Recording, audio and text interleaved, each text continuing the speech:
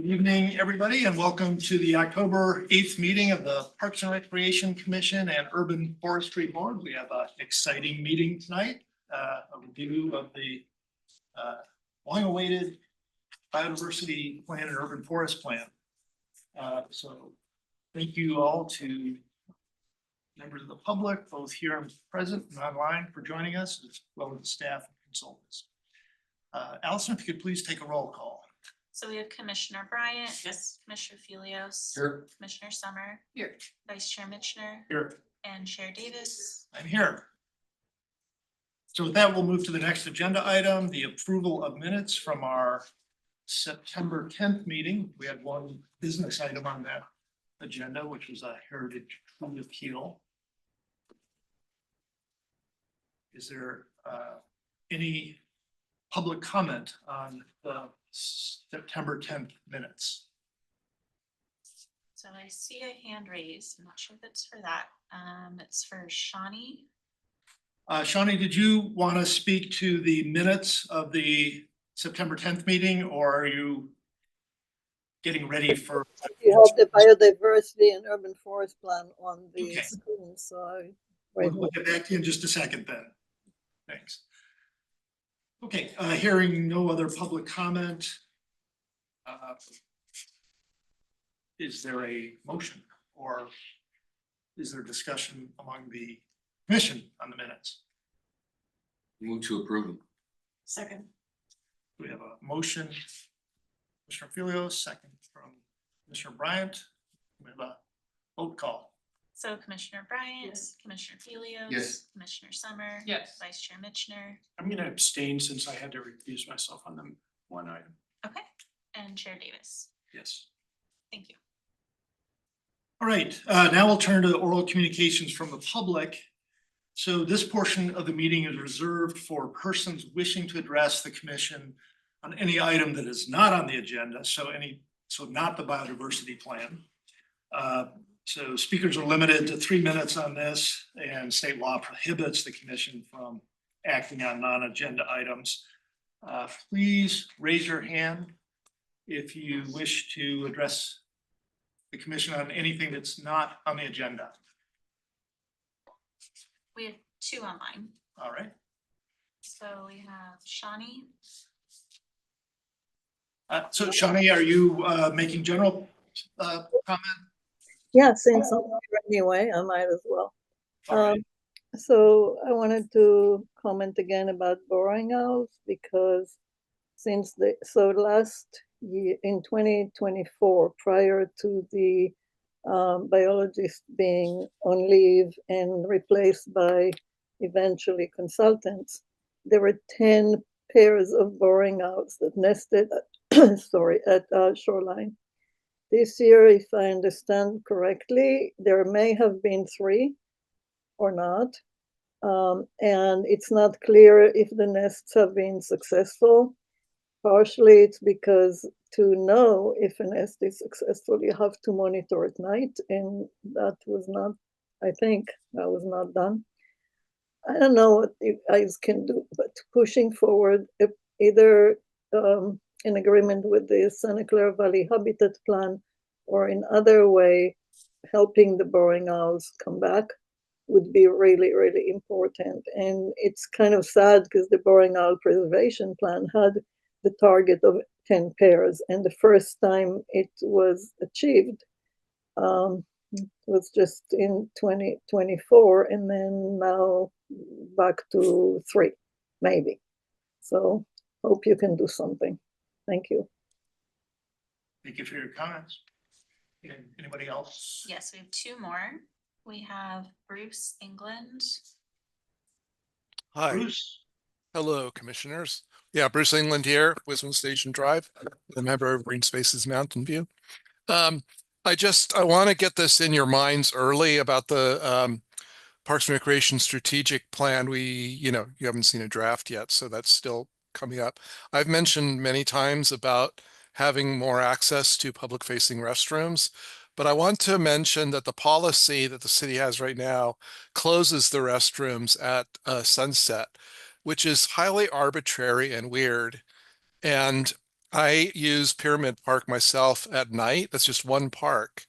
Um, pretty late, like 8, 9 o'clock at night, because they have some great exercise equipment there that I take advantage of. It's a great park.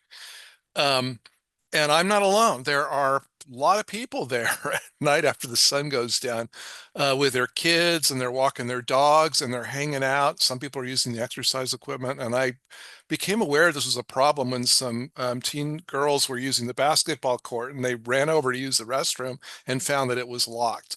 I really strongly hope that when the Parks Recreation Strategic Plan is adopted, that it includes language that resets that closure and really sets it based on usage, not because the sun has gone down. So I'm just giving you some advance notice that I intend to bring that up as much as possible when we get to the point of discussing that plan. Thanks. Thanks, Mr. England. And we have one more hand. We do, we have Gita. Ida, please address the commission. Good evening, Commissioners. I must admit I had difficulty getting on and I just came on. So I'm not sure whether we are on general open comment at this point or whether we are on the agenda item of biodiversity. Let me clarify that first. Yes, 'Cause right now, this is general open public comment on items that are not on the agenda. So if you're speaking about biodiversity, if you could just wait a second. Okay, thank you. Okay, thank you, Tia. Nobody else. And nobody else. All right. Thank you for those comments. We'll now move on to the main course of the evening, the biodiversity and urban forest plan draft review. Just to let you know how this will transpire, we'll get a staff presentation from Brenda Sylvia. The commissioners will then have an opportunity to ask questions. Then we'll open it up for public comments. I would request at this time, if you are a member of the public and you anticipate wanting to make comments, could you just raise your hand now so we can get a sense of how many people to expect? And Allison, if you could let me know that tally in a few minutes. 3. Okay, thank you. After that, the commissioners will comment and discuss. We're going to specifically address the questions that were articulated in the staff memo as part of the agenda. There's 3 principal questions.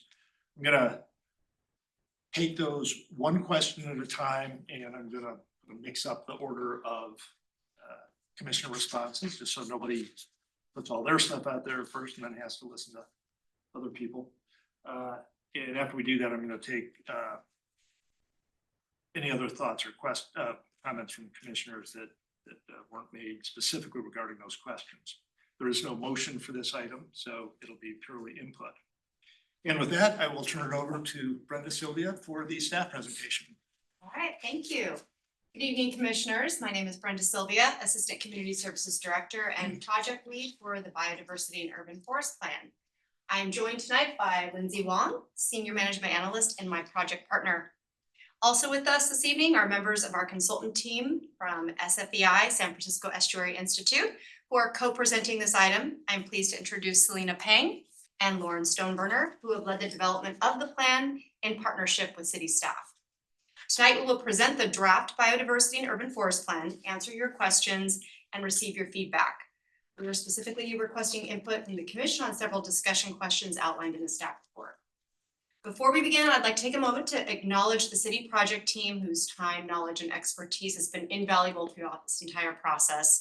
Most of them are not here, but I'm still going to call them out. We have John Marchant, our Community Services Director, Russell Hansen, Urban Forest Manager, Tim Youngberg, our Parks and Open Space Manager, Jeffrey Sumera, Senior Planner, Danielle Lee, Chief Sustainability and Resiliency Officer, Farial Saidnia, Senior Project Manager, Raymond Wong, Senior Civil Engineer, and many more city staff who help support the development of this plan. All right, we'll give you a little background. In June 2021, City Council adopted the strategic roadmap, which included sustainability and climate resilience as a key priority. 2 related projects were identified to update the 2015 Community Tree Master Plan and define biodiversity requirements for landscaping. Staff began working on both projects, partnering with Davie Resource Group for the CTMP update and SFEI for the biodiversity strategy. Based on PRC and community feedback, the scope of the projects expanded to integrate the CTMP into a broader biodiversity and urban forest plan developed by SFEI with support from Davie Resource Group. The plan is the first of its kind in the Bay Area, providing a unified science-based framework for enhancing biodiversity and managing Mountain View's urban forest. Key PRC milestones in this project have included in 2022, the PRC reviewed the consultant's scope of work. In 2023, PRC received project updates and outreach information and offered guidance to strengthen the public engagement process. In 2024, PRC reviewed research findings, outreach results, and the draft vision, objectives, and goals.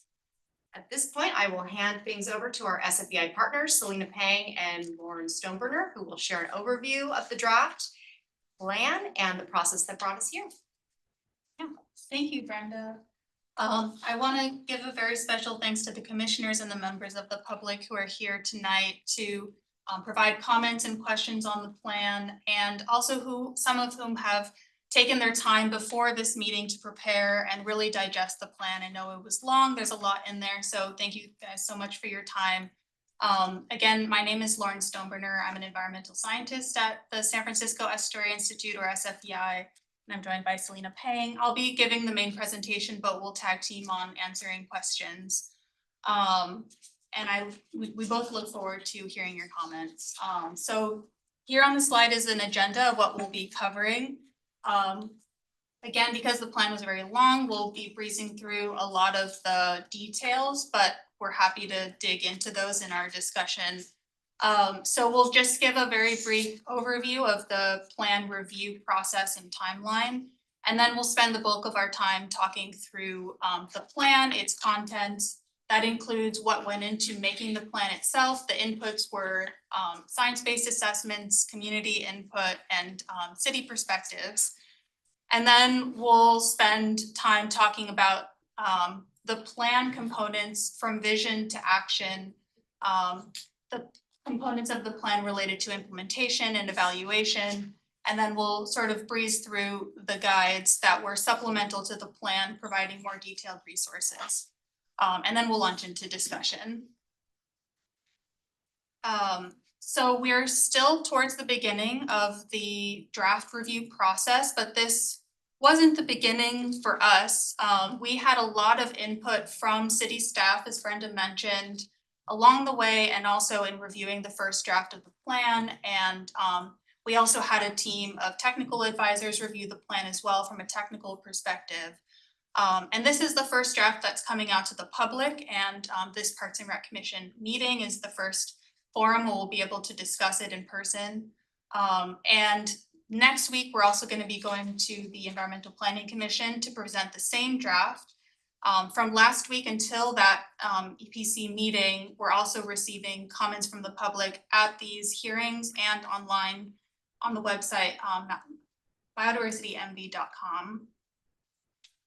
We'll take the draft, review it, revise it, and return to the PRC again in January 2026.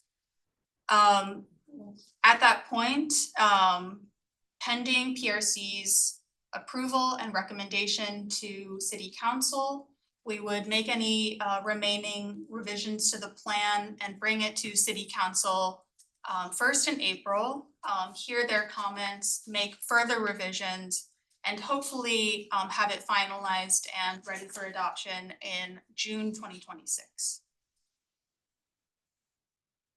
So now we get to talk about the plan itself. So as a reminder, I think Brenda gave a really great introduction to what the plan is and how we got here. But just to kind of sum it up, the plan is a vision and a set of goals and objectives based on the science and community priorities to improve biodiversity and the urban forest for increased access to, enjoyment of, and benefits from nature. And like Brenda mentioned, this document also serves as an update to the 2015 Community Tree Master Plan. And what's special about it is it integrates the urban forest plan into the biodiversity plan. And joining these two together better informs how to manage Mountain View's landscape as a single cohesive urban ecosystem rather than considering these two as separate parts. And since biodiversity and the urban forest can be interpreted in different ways as terms, we wanted to share what we mean by biodiversity in the urban forest. I'll read the definitions. We consider biodiversity to be the diversity of all living things in an ecosystem that includes mammals, pollinators, plants, birds, fungus, microinvertebrates, etc. And then the urban forest is the entire population of trees in an urban area, including both in the built-up developed areas as well as in the vegetated, naturalized parks, open space areas. And we're going to spend a lot of time talking about the three main pillars that went into developing this plan. They were science-based assessments, the community engagement input, and city staff perspectives. So like I just mentioned, the three sources of information, we gathered community perspectives around what the Mountain View community feels should be important to uplift in the biodiversity and urban forest plan, the values and ideals, vision for the future. Then we conducted a science-based assessment in a variety of different ways on what's needed to support biodiversity and the urban forest. And then finally, we worked closely with city staff on what's feasible to achieve and alignment with city priorities. And these inputs were synthesized together to develop the plan, which charts the path from vision at the bottom to action at the top. And we're going to walk through each of these components individually. In short, the vision at the bottom forms the foundational underpinning the goals and objectives. And the metrics and targets are what enable the city to evaluate progress towards its objectives. And the actions are those concrete steps that the city can implement to make progress towards the vision in a real way. So first, to just give a really brief overview of the core inputs that went into making the plan. From the science-based assessment point of view, we first started by understanding the historical landscape, what the Mountain View landscape and ecology looked like before it was a city, before Euro-American settlement in the mid-18 to 1900s. So this map that you're seeing here is a map that SFEI produced on the historical landscape, the historical habitat types. And that was really a basis for us to understand what is sort of native, and that's a big topic in this plan. Then we assessed how the landscape has changed over time from the historical landscape to present day.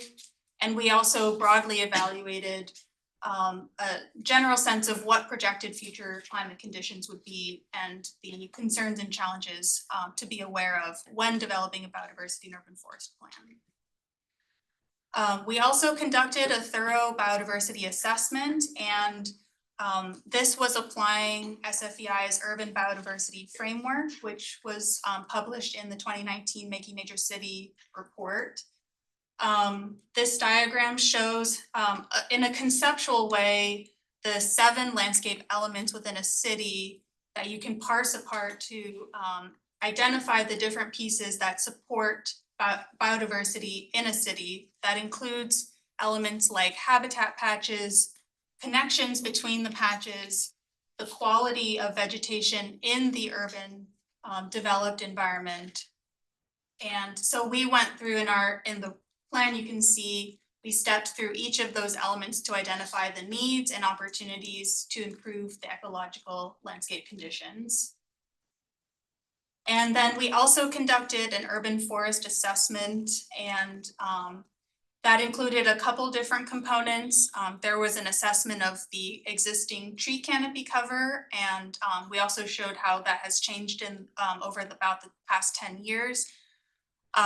We analyzed the composition of public trees in the urban forest, specifically because of data that are available through the city on public trees specifically. We looked at general but sweeping threats to the urban forest that are important to manage and factor into operations. And then we assessed or estimated the benefits that Mountain View sees from its public trees. And also its urban forest generally.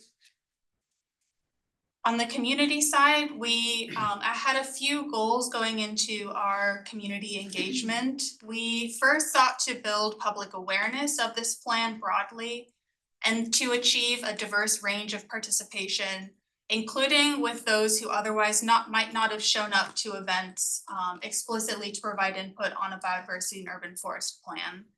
And from all of those different perspectives, we sought to generate meaningful input and have that input help us craft the vision statement and to prioritize goals and weigh trade-offs. We ended up with over 1,300 community interactions, over 6 workshops, 3 pop-up events, an online community survey, and a project webpage where people could post comments and questions. And finally, the city pillar, we worked closely with the city to develop this plan.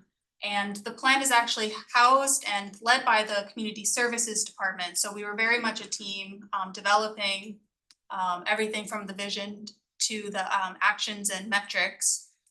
We also had meetings, workshops, and consulted with the city project team who Brenda named. It involved representatives across different departments. Community Services Department, the City Manager's Office, Community Development Department, and Public Works Department. And then we also had those touch points with advisory bodies to get feedback and provide updates along the way, such as with the PRC. And then we also worked in close collaboration with the Urban Forest Manager on the urban forest components. And then in addition to working specifically with city staff, we also did our own review of city and regional policies and plans to align and dovetail with other plans and initiatives. So we synthesized all of this input from the science, the community, and the city to develop the plan itself, of which there are 5 components, and we're going to walk through each of these step by step from vision to action. So the vision statement is a single sentence that represents the city's North Star, or what the community envisions Mountain View's landscape could look like in the future by living by the community's shared values and ideals. And so I'll read the statement and then I'll kind of parse it apart a little bit. Mountain View envisions a healthy, connected, and resilient urban ecosystem with abundant access to nature and its benefits for people and native species alike. The healthy, connected, and resilient were values that we heard most often in our community engagement. And the abundant access to both nature and its benefits represents this strong community value for nature, for the sake of recreational enjoyment, time outside, as well as value of the services that nature provides, like clean air and water, the cooling properties, and human health. And people in Mountain View also very much value both the value of nature for people and nature for nature's sake, being able to balance the emphasis between strategies for people and for nature. And the goals are what translate the vision into long-term, more tangible aspirations. And it acts like a compass that would eventually lead you to that North Star. So in order, the first one is connect people and nature. And we considered that to be connections in all directions. We were thinking about connecting people to nature and to place, connecting nature to nature, connecting patches of habitat and connectivity across the landscape. And we also thought about connecting people to each other and to their community. Foster places of refuge was the second goal, and we thought about that in terms of balancing improving natural resources, both for people and for nature and native species. Build resilience was related to a couple different dimensions, the urban forest resilience, the resilience of natural resources and habitats, and resilience in a changing climate. And finally, it's the community and the city both feel that it's important to activate, collaborate, and bring in other participants into making Mountain View greener, more resilient, healthier. And so that involves bringing in the community, practitioners and projects, working across city departments and working across other agencies and other governments. And there's a long list of objectives, there's 11 of them. They are what translate the high level vision and goals into something that's specific, measurable, and practical commitments that guide the city's implementation. And it applies science-based guidance and the community priorities. So I'll just provide an example, but to work towards goal 1 of connecting people and nature, the objectives include supporting a network of connected green space and fostering a cultural shift that spotlights bird biodiversity to instill a sense of place. So we're not going to go through all 11 objectives in this presentation, but we can flip back to this slide or any others during our discussion if we want to have the language up there. And so building on the vision, the goals, the objectives, we now get to the 2 key components that drive the day-to-day execution of the plan. And that's the actions on the left. Those are the concrete steps that the city can make to implement and make strides towards the vision and objectives. And then the metrics and targets on the right are the evaluation tools. So the metrics are the methods of measuring progress, and the targets are the milestones that mark progress along the way. And the city project team played a really big role in helping to develop these components and identify the steps, those actions and metrics that are feasible to track and to implement, and to help tie this plan and the commitments in this plan to other city processes and operations where possible. So first we'll focus on the actions, and there are even more of them, so we won't go through each one individually. But just to give a flavor, I'll just kind of highlight some of the ways in which we try to kind of make these actions specific and implementable. These actions try to cross-reference with other active city initiatives, like for example, the active transportation initiatives and plan in Action 1, and it ties to specific city processes, policies, and operations like interagency land management agreements in Action 3. It references the guides that we have provided in supplement to this plan that provide even more detailed guidance and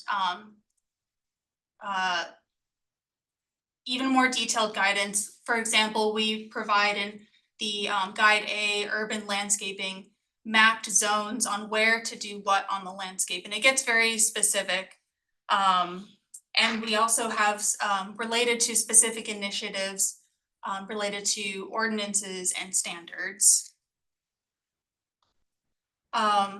Related to objective, 3A, growing and protecting and caring for a resilient urban forest, we walk through many dimensions of urban forest resilience, including monitoring, management, planting, and protection.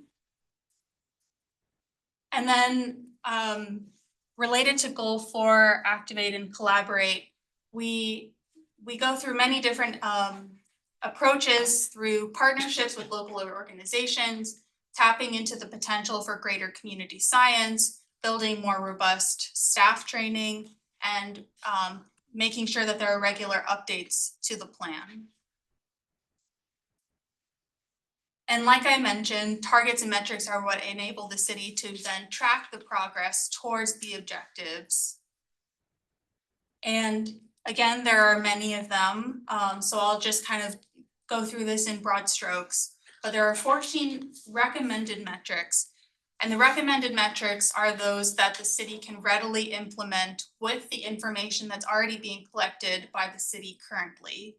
And each of these metrics touch on, or each of the objectives are touched on by at least one of these recommended metrics. So there's coverage of all of the objectives. There are then 10 additional supplemental metrics that would require additional data collection beyond what the city currently tracks. And these also span all of the objectives. And lastly, appended to this plan, there are also 4 complementary guides. And there's a lot of detailed guidance in those resources, very specific and able to be applied in practice. We intentionally formatted them as independent, self-contained resources with the intention that the city or the community could pull out one of those guides, print it, and use it separately from the plan itself as sort of a handbook in their work. And we worked with the city on how to present all of this rich information, and we collectively decided that having these plans consolidated in their own standalone sections would be the most usable way that the city could apply these resources and their day-to-day operations and decision-making. So the guides included a urban landscaping guide that translates the vision, goals, and objectives and actions in the plan into practical landscaping design guidance. Plant lists in Guide B, which provide a native plant list and also an updated city tree list for both street trees and parks and open space trees. An urban forest policies and practices guide that supports urban forestry operations, guidelines, and pest management strategy. And a monitoring and targets guide that helps developing a monitoring protocol to track metrics and select targets. So just to wrap up, we very much appreciate how much expertise and enthusiasm is in this room to help review this plan and make this plan work for making Mountain View more biodiverse, healthy, and resilient. And so we came up with some discussion topics that can help leverage all the amazing ideas that you all are going to bring and help make the plan even stronger. So we gave you all some questions, but just to really boil down to what they are about. We are very much interested in feedback on the actions and metrics and targets specifically, because those are the pieces of the plan that are going to impact the day-to-day operations of the city.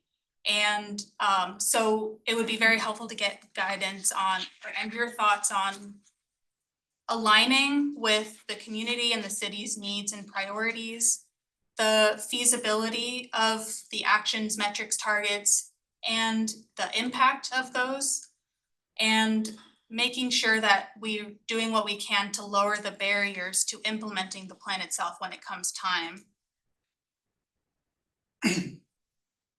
And then just to bring us back to the timeline, again, we're kind of at the beginning of this public review process, and we have many more rounds of review ahead still.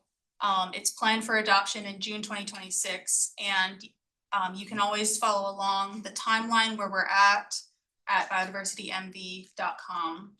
And thank you again for your careful review of the plan.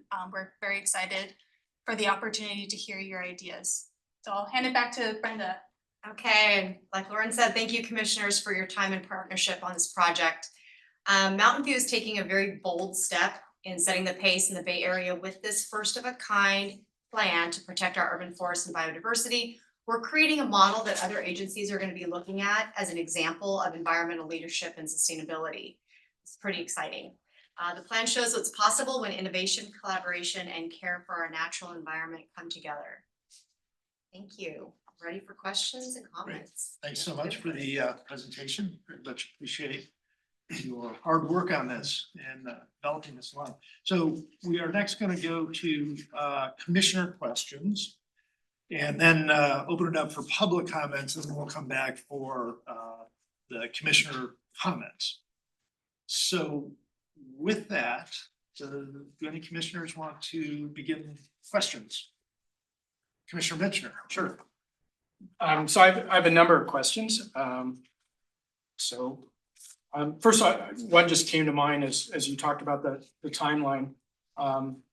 When this comes back to us in January 26, for me, I don't know about others, it would be really helpful if we could get a redlined version that shows the changes from now to then, because otherwise it's for me anyway, difficult to read through 182 pages and try to figure out what's different. And so that would be great. All right, so questions. So the first one, sort of related to the 22.7% canopy coverage in 2030. It's been 10 years since the 2015 Community Tree Master Plan. We're tracking to get to 22.7. But I was just wondering, was there any discussion to now being more aggressive and shooting for a higher number in 2030 than the 22.7 that was put out 10 years ago? Sure. Yeah, so based on where the city is currently at in its tree canopy cover, we felt that the 22.7, I think it was, target was still appropriate. It does, based on where the city is at with tree canopy cover, it would actually require a bit of an acceleration in tree planting still. And so given the progress that the city has made to date and where it still has to go, it felt like it was aggressive enough that it wouldn't make sense to change the milestone yet. Next question. So since, and I'll talk about this more later on, I guess, but since 90% of the city canopy is on private land, what can be done to shine light on that and perhaps put in some private tree metrics to further encourage private landowners? I think this somewhat relates to actions 18 and 19 of activating the community through partnerships and incentivizing data collection and action. But I'm just wondering if there were any ideas for how to get the private to participate. Or private property owners. Flip to 18 and 19, if you don't mind. I mean, I was just trying to find actions that somewhat related to that, but those aren't necessarily, you don't have to answer in that framework. I'm just Yeah. wondering, since the private owners are the large majority of trees. Yeah, I'll start by saying that this plan is very focused on what is in the city's jurisdiction. And so this plan isn't able to tell landowners what to do. It can inform what the city does to work with landowners. And we definitely did explore the priority actions in terms of how to work with the public. And I think that, for example, Mountain View's collaboration with Canopy was seen as a success in an area for further development and growth, and also using that as a model in other ways. So that was, I think Mountain View was interested in digging in more on the things that have been successful and pushing those. Is there anything you would want to add? I was just gonna talk about Canopy and some of the efforts we've been making. And a couple years ago, we did a street tree planting campaign with Canopy. We've done that actually 2 years in a row.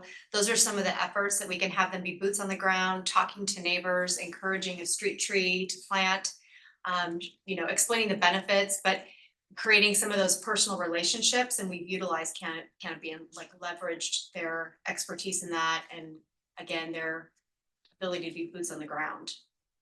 Anything? Yeah, I mean, excuse me, above and beyond that, lots of ideas, lots of thoughts of how we can kind of implement, I'll say private property inventory or otherwise. Where that comes in for me is as a part of these redevelopment projects or otherwise, where there are requirements to replant trees. There really isn't any reason we could not go out and inventory those to some extent. It's the same thing with private tree removals, heritage trees or otherwise. The efforts she's talking or that they're talking about in terms of canopy, that's one of the things that I'm going to be requiring of them going forward is any tree that's planted, even on private property that they're doing, I want to know where those locations are. We're also going to do more in terms of kind of follow-ups, 3 months, 6 months, things along those. We can track those inventories. There's also all kinds of citizen science inventory processes, et cetera. But it really is about kind of what we're focused on right now is getting a new CMMS or an asset management system. Once we get that, it's about trying to figure it out to where we can open that to the public to where they can submit information that then we have to verify to then add to the inventory. So there's lots of kind of methods. There's lots of other alternatives that we can do that on top of just the LiDAR. That's the one thing that's kind of guided our private to this point is what's the canopy cover on that private property. But we don't know any of the details about the individual trees. So that's that kind of loophole that I'm thinking of next we want to try and close is just kind of naturally start to collect that data. So the next question maybe somewhat ties to that, so this relates to action number 11. And it's specifically, how would the city keep track and have an accurate inventory of 27,000 trees and keep it updated? I'm just trying to get my mind around it. Even if you did it over a 5-year cycle, I took 27,000 trees, it would require visiting and cataloging 20 trees every day for 5 years. So how do we actually go about collecting the data? And what will the database actually include for each tree? Or am I imagining a much more detailed thing than we're actually planning on having? So in terms of the inventory, absolutely. One of the, I'll say, benefits of having West Coast Arborist as our contractor currently is they automatically update our inventory. Every time they show up at a tree and they do any kind of service, they're updating certain key fields. I don't remember the exact quantity, but there's about 12 of them that I've given them that are the critical pieces. They're absolutely allowed to collect anything else they want to, but there's at least 12 of them that I want, whether it's height, crown spread, condition, species, diameters, all kinds of different things, but there's about a dozen of them, sidewalk damage, et cetera. So that's one component, and that's one of the steps we've taken over the last year or two that I've been here, is we're starting to re-implement that grid pruning or that neighborhood pruning project to where we're getting to a lot more trees. Last year, we got to just about 3,000 trees. This year, we're hoping to get to about 4,000 or 5,000 trees. If we can do 5,000 a year, that gets us really close to where we need to. Above and beyond that, our park trees, some of the other stuff, taking advantage of some of our mitigation money to get new locations for vacancies or otherwise, while they're also doing the inventories within our parks or otherwise, using some of that Google Landings money that we've heard about, specifically dedicated to inventory update so that we can do a better job of that. So, again, just following up a little bit. So, again, to do 5,000 trees, a lot of them don't require any kind of maintenance or anything. Are you sort of driving by and saying, okay, that tree at 4,300 Bagan, we're gonna log some stuff on it, even though it doesn't require any, is that? That is the gist of it. Yes, absolutely. The kind of that using West Coast Arborists, that's kind of the model that they're built upon, is that they touch every single tree as they move down the street. Okay. It may not require much. It may only need 1 or 2 cuts to clear it from the building or to raise it, but absolutely, as they move down the block, they're going to inventory every tree and at least touch it to some regard. Okay, and that's an outside consultant? That's our contractor, our tree contractor. Okay. And okay, they must be on board full time or something like that We are getting closer to that, yes. Next question, so we received what I thought was a thoughtful letter about allergy concerns surrounding the proposed planning list. You know, I recognize that allergy concerns didn't pull high in the surveys, but only a small percentage of unique residents were probably actually counted in the surveys. And I also think if there's a health and safety concern, I believe we should be sensitive to that concern, even if it only pertains to a small number of residents. So given that, do you have thoughts on how to address some of the airborne allergens concerns that have been brought up?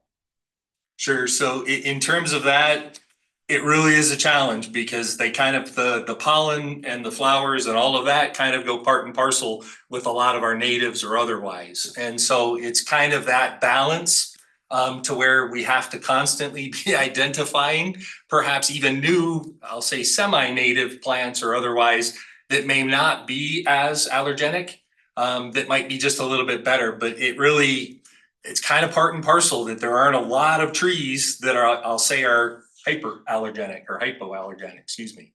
I mean, could there be any kind of like a footnote or notation on the plant list that this type of tree might be a poor choice if you were a private person and you have allergy? Absolutely. That was one of the things that we kind of discussed on this, is that that's part of the reason that our list says that it's an interim or a temporary while we continue to expand upon it. What we really want to do is have a searchable database. I don't know how familiar you guys are with Cal Poly EDU. They've got their select tree database that you can go through, and literally you plug in different criterias and it pulls up a tree for you. They have that. Just a simple fix on our part. As soon as we add every tree that we're interested in planting, we can create a Mountain View tree list that anybody can then go in, look at that list, sort it by those same criteria or otherwise so that they can make better choices. Yeah, I mean, and that was going to be a comment later on, but I think having that searchable public tree-ish list is awesome, and the public should definitely have access. So my last question for now is just, and this would be for city staff, and it's just a question. Is the urban landscaping guide A prescriptive enough to guide your planting and maintenance efforts? Yes, short answer. It's always, it's a balancing act. You get too prescriptive, you end up in a situation where you're not able to adapt to any other changes that are occurring. And so that's why I say, yes, it's prescriptive enough, but it could be more prescriptive. It's just, we're trying to find that balance. But it's not too vague. No, I don't believe so, no. That's it for now. Thank you. Other commissioners with questions? I have a couple. Please proceed. The first one might be sort of a comment and question, but of the 1,388 community engagements, I was one of them. Only about 550 people participated in the survey, and of those 550, only 345 were from Mountain View. And I was concerned about that, and I don't know if you have the same kind of concern. Is it? I guess where the comment is, we may have to do a lot more education with regards to the rest of the city. I'm trying to interpret, do other people not care? Or are other people satisfied with Mountain View the way it is? Or is it just not knowing enough about biodiversity? But I don't know if it's as a concern to you as it was to me when you only saw 345 people fill out a survey, and I was one of them. Sure.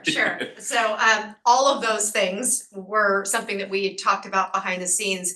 We also do have a lot of stakeholders and agencies that we partner with that participated in this process, that participated in this engagement process, whether it was developers or our Canopy partners and the outreach that Canopy does.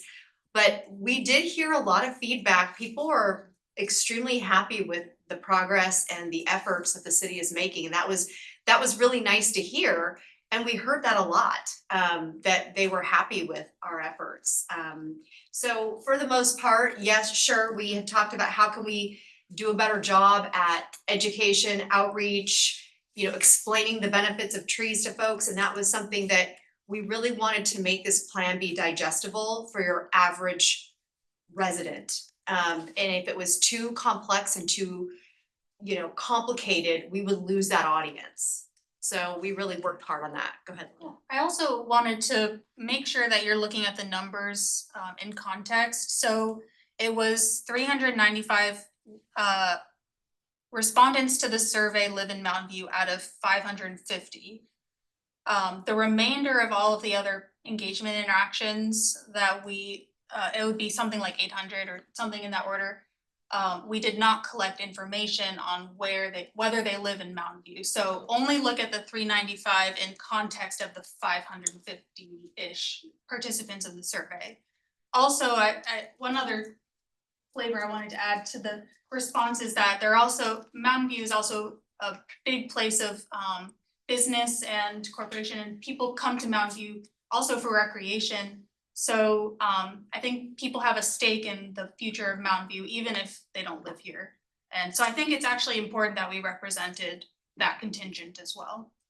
And please don't misunderstand, I wasn't criticizing your outreach. I thought your outreach has been great over the 2 years. Done really good Oh, it job. was a fair question. Absolutely fair question. Yeah.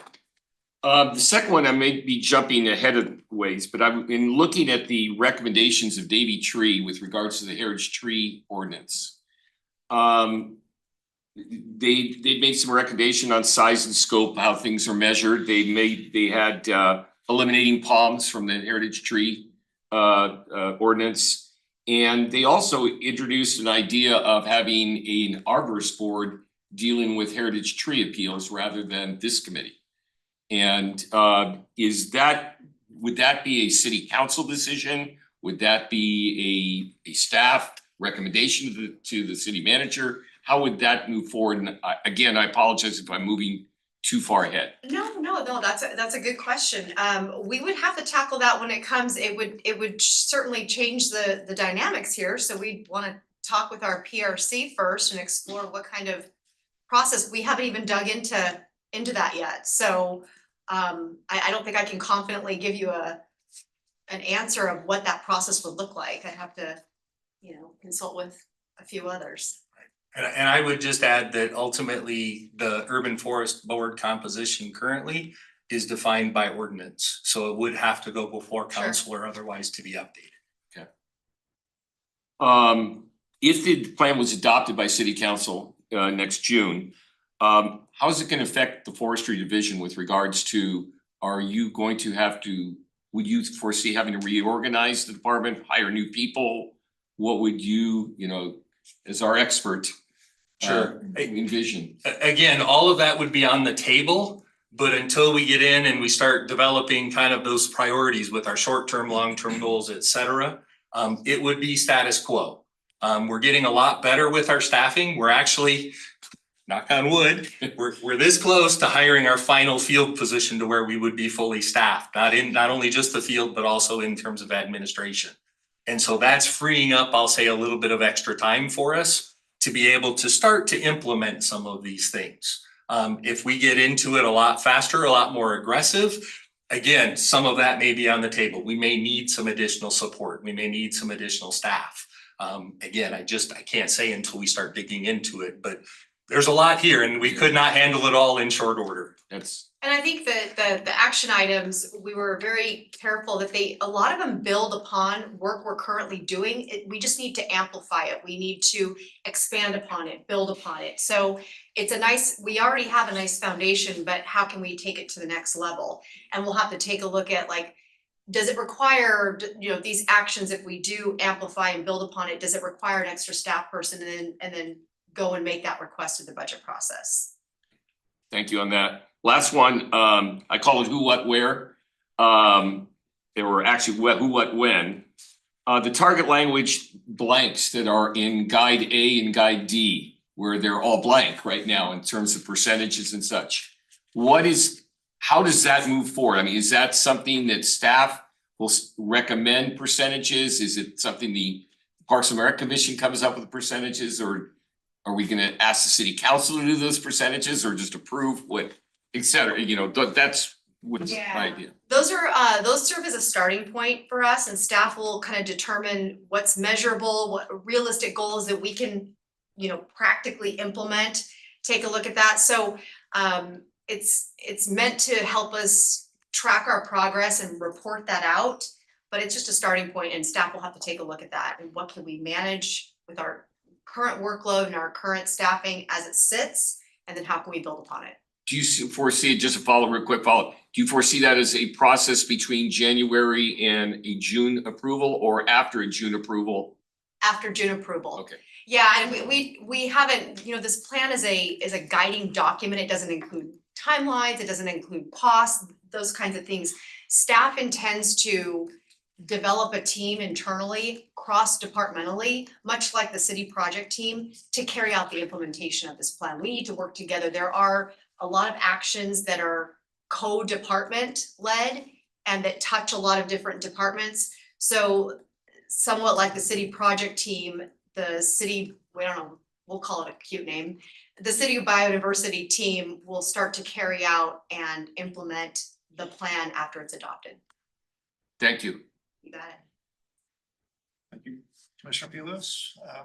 Questions? I had a couple, and one of them was, I think, almost answered, so maybe I won't bring that up again, but the other question I had was, can you explain your recommendations around the tree species diversity? There's a limit that's discussed, no more than 10% per species, 20% per genus, 30% per family. Can you elaborate a little bit more on what the thinking was behind that recommendation? Yeah, that is a standard kind of across the board in any city. So just as you said, and I forgot what page that would be on, but yeah, I think, It's on 45. 45, within the okay. Evaluation. yeah, Assessment. and so I think Mountain View is actually doing pretty good in that realm. The only, the biggest takeaway is to not plant any more redwood. It's approaching that 10% threshold where you don't want more than 10% of any one species. But why don't you want that? So diversity, species diversity, genus diversity is important for resilience. Because each species has its own vulnerabilities. So if a species is vulnerable, let's say, to a certain kind of pest or disease, and the city is hit by that pest or disease, and you have 50% redwood or 50% of one species, you are at risk of losing 50% of your urban forest. So it makes you more resilient to stress and disturbances, whether it's heat and drought, flooding, pest and disease. Diversity is better for protecting your urban forest from those kinds of adversities. Does that Doesn't it help? also go beyond the, kind of plant diversity, but to animal diversity? Absolutely. It's the same concept that applies for ecosystems as well. So any form of diversity will make a system, whether it's the urban forest or the urban ecosystem, more resilient to stressors. There will be a greater likelihood that other species will be able to tolerate the stressor when a certain subset of species cannot. Does that help? Yes. Yeah, okay. I have to go back to my second question. So you decided, can you elaborate a little bit more on why you don't feel able to prepare the targets now? And you explained that, there would be a biodiversity working group or whatever name you give that. And can you explain more why you don't feel like the plan needs to include that now? Go ahead. Do you want to or you want? Well, I'll just say first, from our technical perspective, that setting targets would involve a lot of perspectives, and it takes a lot of work to reconcile and weigh trade-offs, set commitments that are feasible and meaningful, and so that was beyond the scope of this project. And it does take, again, because it involves reconciling so many different city perspectives, it seemed better fit for city implementation. Would you agree?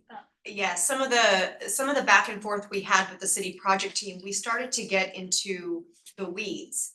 And that was taking up an exorbitant amount of time as haggling over some of those smaller things. And what we decided was, let's get the plan going. And then this internal team, especially because some of these other departments have plans that are currently being developed and projects that are currently being developed that will be influenced by this plan. So it made more sense to get the biodiversity and urban forest plan across the finish line and then create this internal team that can sort of tackle and dive into the meat and potatoes, if you will.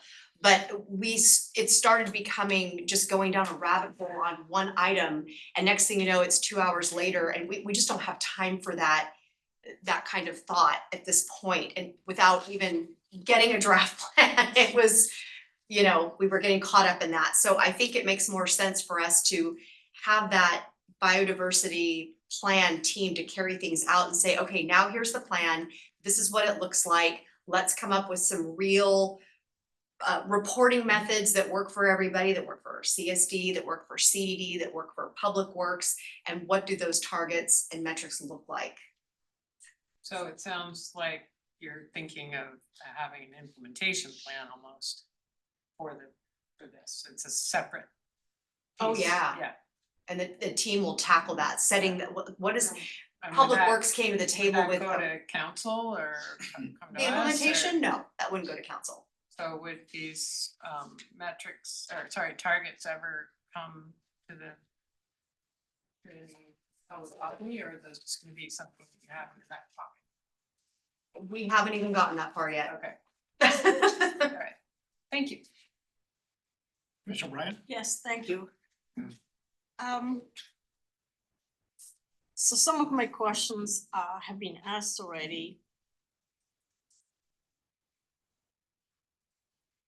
So there is one request that I would like to make about the graphics and the maps.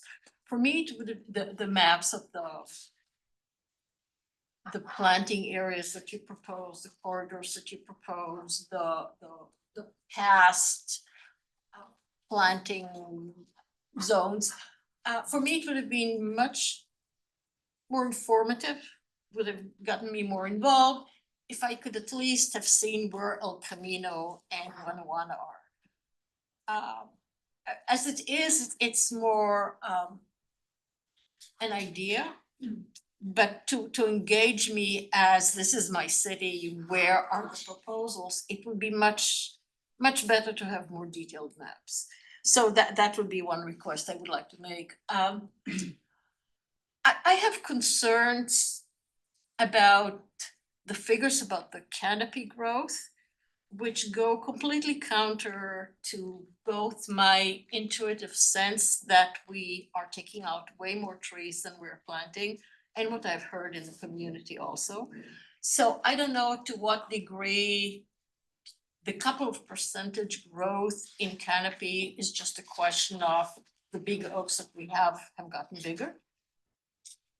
And two, frankly, to what degree it's the tools we have aren't actually that good, because we are taking out hundreds of trees, and the city has, as Russell knows very well, for years and years and years, we have not planted the quota of trees that we set ourselves as a goal.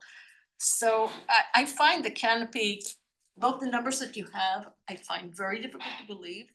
And I find that the decision about what the canopy should be, the percentage, in my opinion, should have been or should be moving forward part of the discussion that we have in public, rather than a feasibility question that staff deals with. And I will have a lot more comments later about feasibility, but right now my question is, how do you explain this contradiction between what the community feels and the numbers that were being given?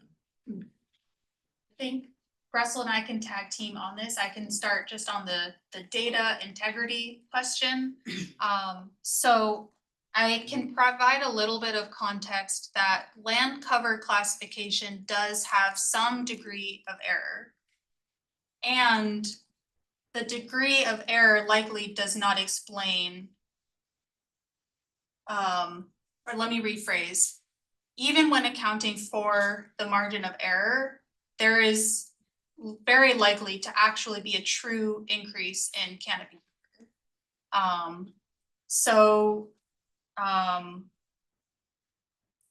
guess, does that make sense in terms of kind of the data piece?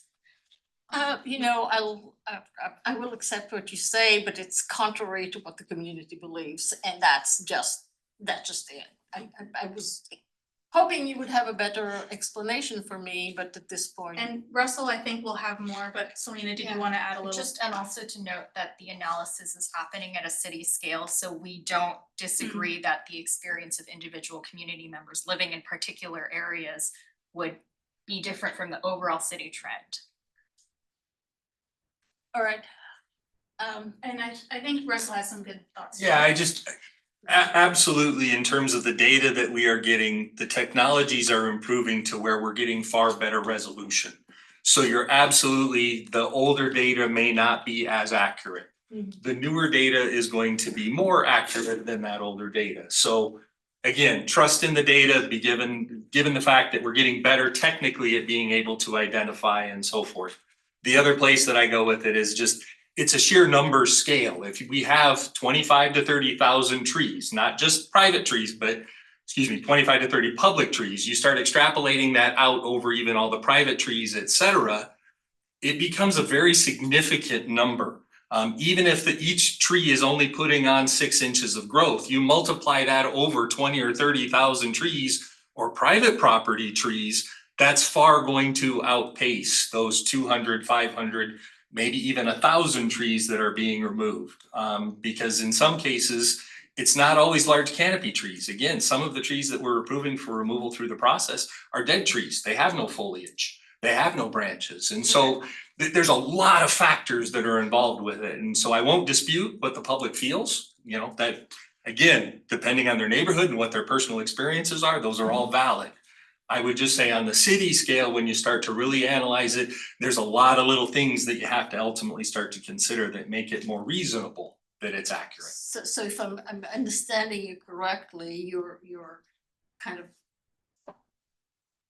agreeing with me in assuming that the growth in canopy is the growth in the trees that we have. Correct. Okay. Yeah, not necessarily in terms of the That makes sense. replacement trees. That makes sense. Another concern I had was I live downtown and there are a lot of large oak trees that are private trees.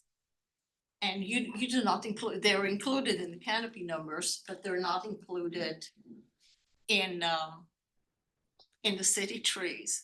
And I read SFEI's re-oaking document and I loved it. And when I heard that you guys were going to work with us, I was just thrilled. Your discussion about re-oaking seems to me very restrictive in that you basically say plant oaks in large parks where they have room to survive. In my neighborhood, which is downtown, there are oaks everywhere. In fact, oaks in my neighborhood grow like weeds. If you look at an empty patch, there's an oak tree growing there. And of most of there's a lot of stressed trees in town. The oak trees aren't stressed mainly.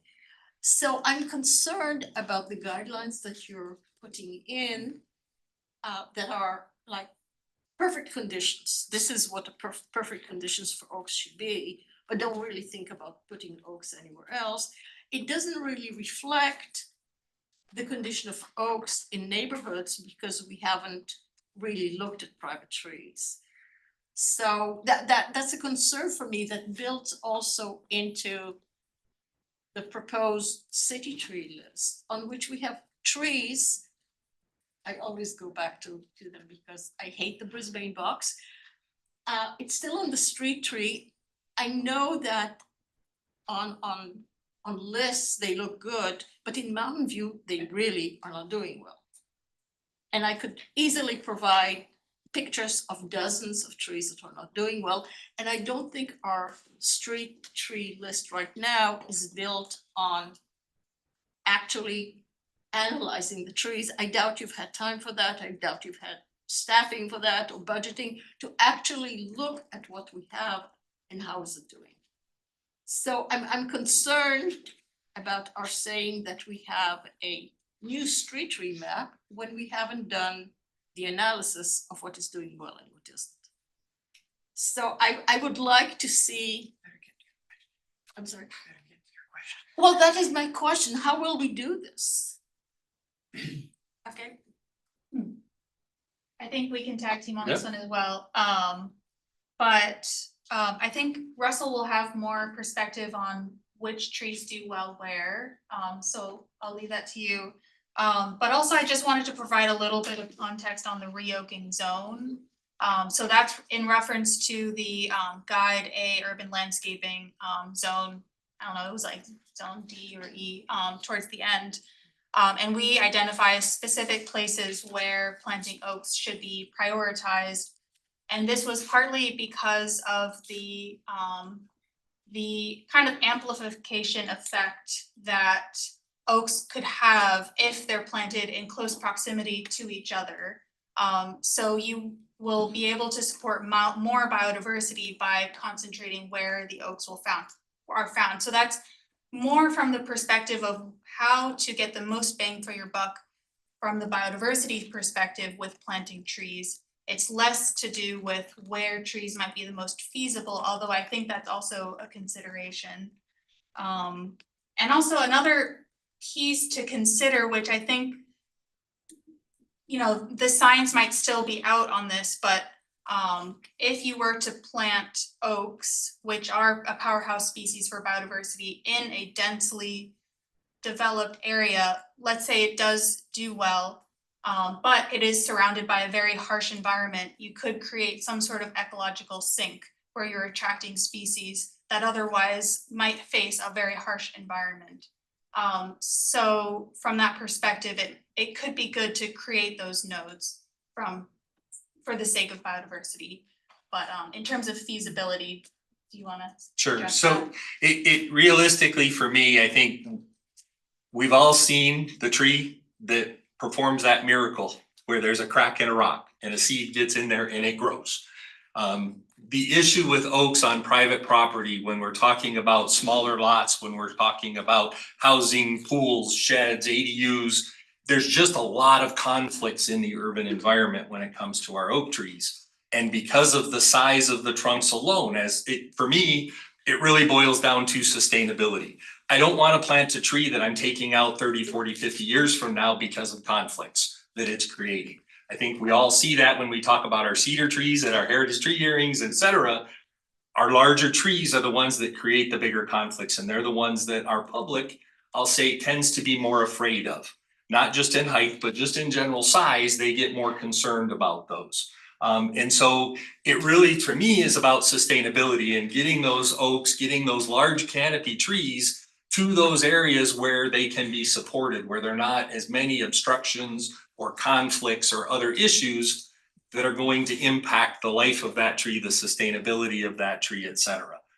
Absolutely, we see them growing in backyards. We see them growing in little 5x5 areas, but they frequently are causing root damage to the sidewalks, to these other things that then you start to root prune them. Now we're starting to shorten the life of these trees. And so, as with everything with me, it's a balancing act. How do we get those trees? I'm not saying we can't plant them. It's just not really recommended that we do that in those smaller confined spaces. That's really where that list is coming from, is it's trying to get them into an appropriate location where we know they're gonna likely survive and thrive more realistically for a long period, 2, 3, 4 generations, hopefully. So this, I have no more than another 2 or 3 questions. Saying that 90% of trees are in private property, that's basically the same number that Palo Alto is supposed to have. Now, Palo Alto has much larger lots than we do. In Mountain View, we have very small lots, and Russell has just been talking about what trees fit into small lots. And so that is another question I have. We have, what is the viability of having a tree canopy? How are we going to achieve a tree canopy if we have small lots? And we don't have much public land in which to plant them, and that's not a question perhaps that you can answer now, but I would like that. I'll keep that for a comment for later, I guess. My final question really is, I was expecting to see some discussion about artificial turf and the how does artificial turf interact with biodiversity? And I asked that question when we were talking about the strategic plan, and I was told that, why don't you ask it about during the biodiversity discussion? And it's not like there's consensus about it, but it seems like a biodiversity plan would be a place in which to mention that. So was that part of your conversation? Was that something that didn't come up? It was part of the conversation, and because the artificial turf versus natural turf has there might be some differences in soil health, maybe in those between those two conditions, but unless you're planting native vegetation with multiple layers of vegetation height and changing like the diversity of the planting, the difference for biodiversity impacts might be small. Selena, is there anything you would want to add on that? No, that's. Okay, yeah. Interesting. Thank you.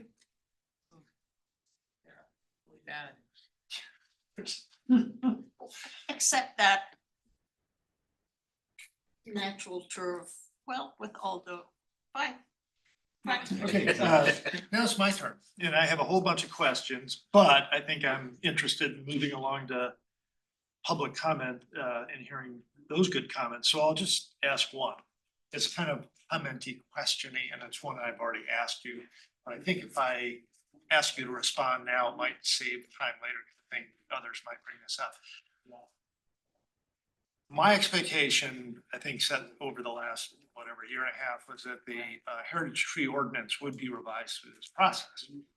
And I was a little bit surprised kind of at the tepid qualified language, you know, they're kind of minor recommendations. And I understand that they're laying the path for future considerations. And Brenda, you've already answered this for my benefit, but I think for everybody, could you briefly describe the process, how the heritage tree ordinance will be specifically revised with real numbers, not just kind of thematic recommendations, and how that fits into this plan and frankly, this body's purview? So as I had mentioned, we tried to keep this plan digestible, and that was the intent from the very, very beginning. SFBI has provided staff with some detailed technical guidance, including recommendations such as updates to the heritage tree ordinance and other city policies. We didn't include that level of detail in this very public-facing document. It would be too long and too technical. But we have that technical guidance, and we're going to be leaning on that as we internally implement the plan, and ensuring that those actions are carried out effectively and with thought and being mindful of that. With that said, regarding the heritage tree ordinance update, we'll use that technical guidance to bring recommended updates in phases for the heritage tree ordinance. We started some of this work on updating the ordinance when we were starting to update the 2015 Community Tree Master Plan update. We paused it, but we'll bring updates, and we will include PRC all the way through to City Council in phases based on themes, like, for example, I wrote these down here, tree size and scope of protection, species considerations, and then maybe the appeals process. So those changes can be thoughtfully reviewed, and implemented. If we brought it all at one time, it would be so cumbersome and we'd be pinging all over the place. So being really thoughtful about those phases and bringing those updates, and working through that. That will be one of the first actions because it doesn't require any money, it's staff time. And we already made those starts, and we talk behind the scenes all the time. How can we improve operations? How can we improve better education, better understanding of our public? It does boil down to those heritage tree ordinance updates. So that's one of the first things, that's very low hanging fruit. And it's called out in the bio plan as a short-term priority, one of the immediate actions. I don't know if I answered your question. Yes. and, Okay, great. thank Thank you for the- asking. For the benefit of. Thank you, everyone Jonathan, I here. appreciate it. I assume as a ordinance revision, council's going on appeal at once. You're not gonna be taking incremental pieces, right? That would be for PRC to help us with. And just, so near term, so this would be in the next months to a year. After the, by the. After the adoption. After the adoption. Okay. Yes. Thank you for that. I figured there would be other discussion of that topic, so if that clarity helps. So with that, I'd like to turn it over. Can I just ask one more quick question? Yes, you may. This should be a quick one. So one of the pre-submitted questions was, what is the canopy coverage in other neighboring local cities? And promise was that would be shared with us tonight. Do you guys have that for some Yeah. cities? I only pulled out a few kind of examples, but and also I'll mention that how you calculate tree canopy cover depends on what you set as the boundary. So for the sake of our analysis, we looked only at urban areas. So that means excluding the bay, which we did for Mountain View, but we wanted to make sure to do that for all cities. And then excluding sort of upland areas in the hills where it's maybe more ex-urban, suburban, low density. So just want to provide that caveat. And so if this number were recalculated, there might be small differences, but for Santa Clara County as a whole, across all cities, again, in that urban extent, it was around 21.5% tree canopy cover. And then on the low end, it was around 12 to 13% of cities in Santa Clara County. That around 12% was San Martin and around 13% Milpitas. And then on the high end was sort of in the foothills, as you might expect. Monte Sereno was 45.5%, Los Altos Hills 45%, Los Gatos 40%. So really up there, really helped by the natural geography of that area. And then so Mountain View is kind of mid-range for Santa Clara County. Similar canopied cities are Campbell at around 19%, San Jose at around 18%. San Jose is really big, so I'm sure there's a lot of diversity there. And then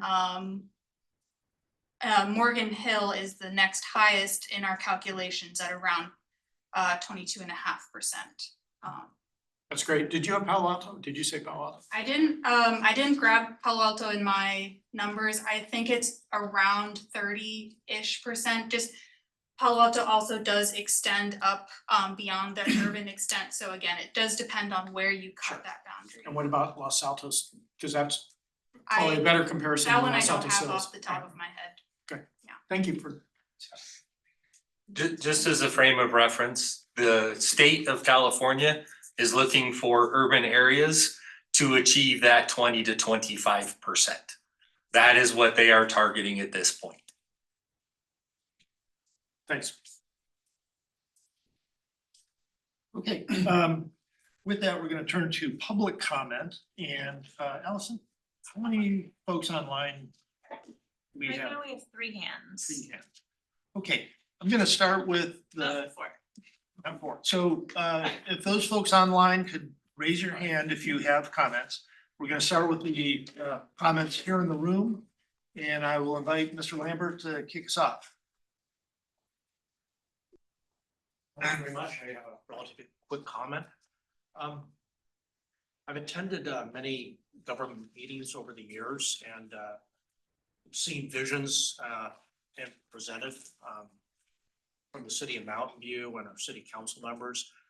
I've often seen those visions frustrated or even prevented by other laws and specifically state laws.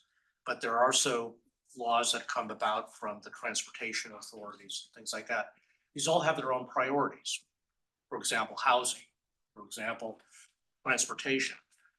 And I'm concerned about the implementation of our vision here in this urban forestry and diversity plan. If we do not address or understand the sort of the context of laws that we're dealing with in the state, and to understand the extent to which they are going to prevent us from accomplishing the goals that we want to achieve, and then to understand how they might be changed. And this is a long-range vision. Sylvia's talking about this being a model for the future for other cities. A lot of these laws are clearly implemented for purposes of profit, not for purposes of sustainability for the environment. And how can we change those laws, and what should we be doing, or should we be lobbying for changes and not just accept them as it is and end up with development that is going to prevent us from building an urban forestry and diverse, biodiverse community. Thank you. Thank you, Mr. Lambert. Mr. James, would you like to go next?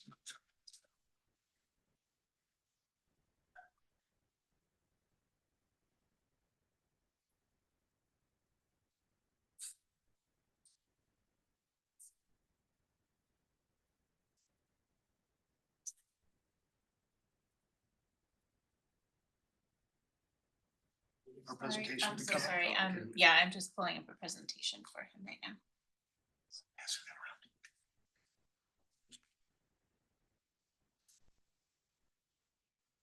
it around. For a show or anything. That doesn't count. Ellison will give you the 1 minute Yeah. wrap up. I can share them both. Yeah, thanks a lot. Next slide, please. I just want to make a comment based on my personal experiences. You know, the plan is really great, very comprehensive. It's actually quite a long document to read. But again, like previous speaker said, how is it actually going to be carried out? And of course, it boils down to money. To what extent is the city going to commit resources? And does the city even have the skill set needed to carry out some of these things? I mean, the plan is pretty critical of the forestry division. Like, they didn't have an arborist, a lot of shorthand people, you know, that kind of stuff. So I just want to show you some few examples that happened around my neighborhood where I thought that the city kind of dropped the ball, and I'm wondering how these can be prevented in the future. And oddly enough, these all occurred about 4 years ago, and I'm not sure what happened at the time in the city, but this is what happened.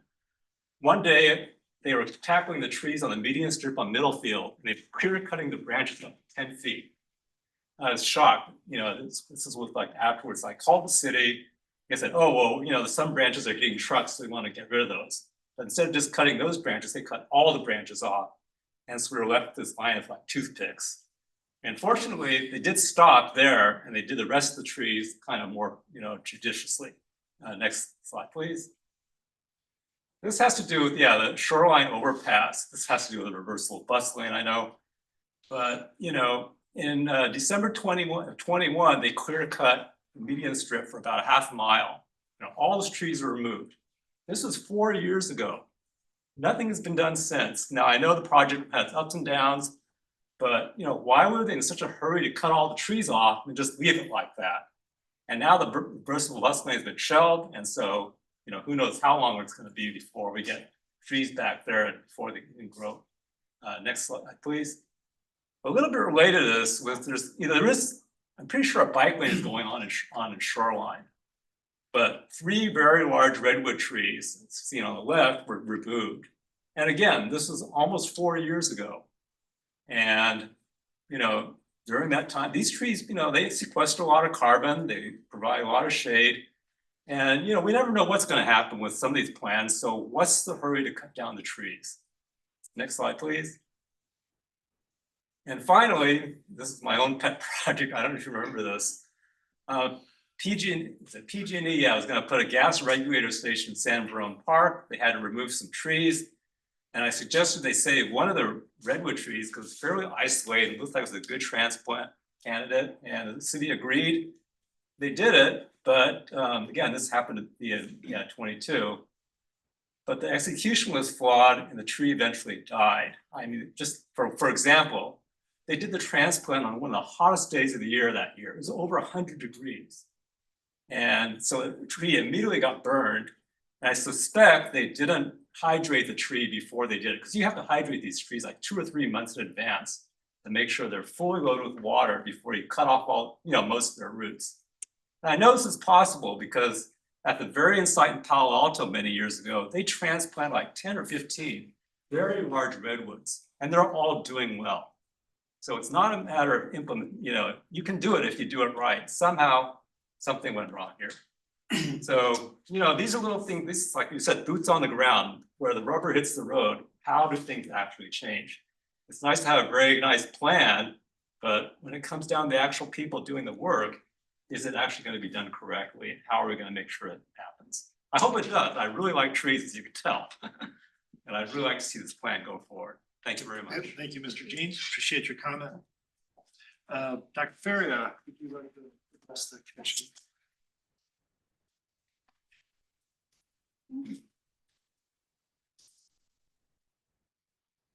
First, I want to really thank you for this plan. 184 pages. I'm not going to have adequate time to address the things I'd like to and provide feedback. So I'm going to focus on improving the plan rather than my overall positive thoughts about the plan. Native plants and trees are throughout the plan. Bravo, great work, you guys. But we need to pay attention to natives appearing to be backwalked in certain parts of the plan. Multiple sections, and so they should be, I think, cleaned up, the language cleaned up. For example, section on page 8 and 9 is old thinking, basically a license to continue to do things as they have been done in the past. And I feel like that section should be removed. We all know humans are creatures of habit, and if we provide the easy way out, even great people will take the easier path.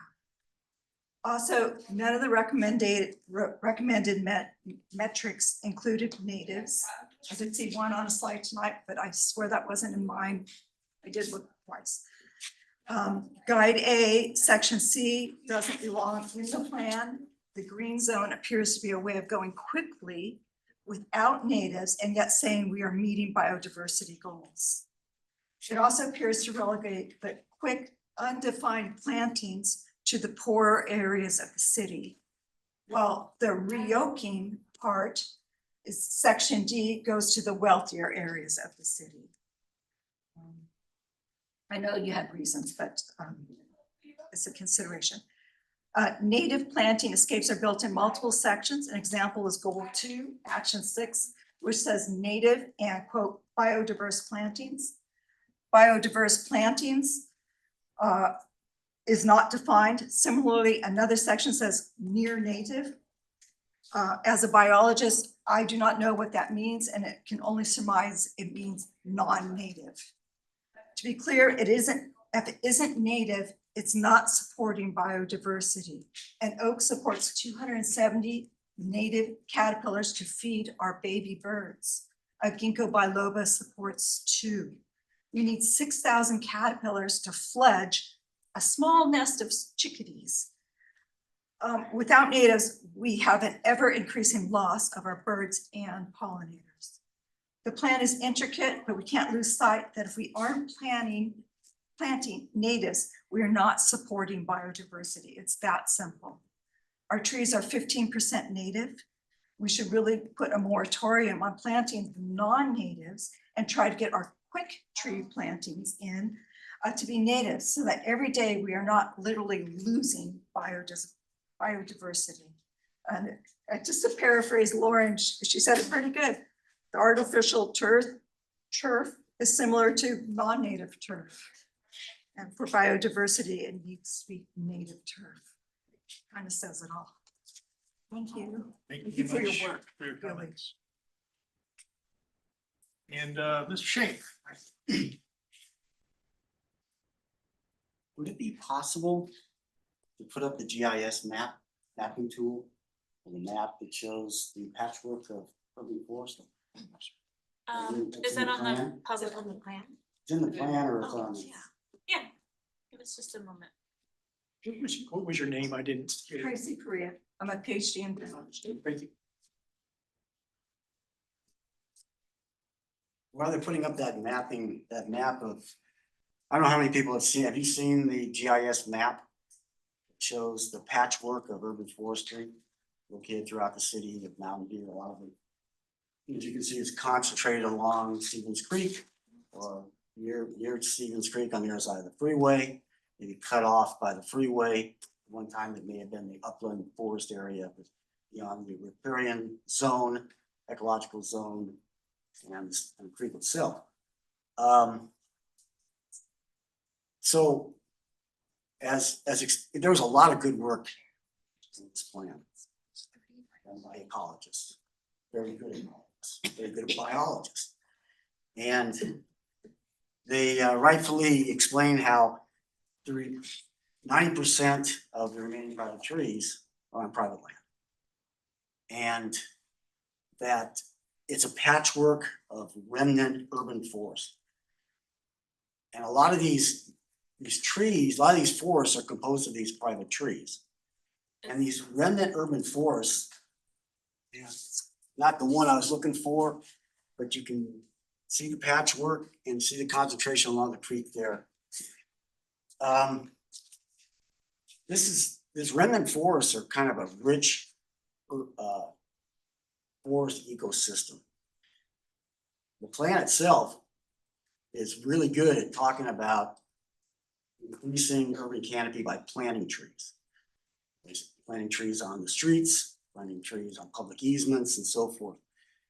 But it does not, and it seems to avoid talking about the preservation, even restoration of the remnant patches of urban forests, which comprise, as you said, 90%, of our urban forestry. I don't see how the plan can actually avoid not addressing private land and private development.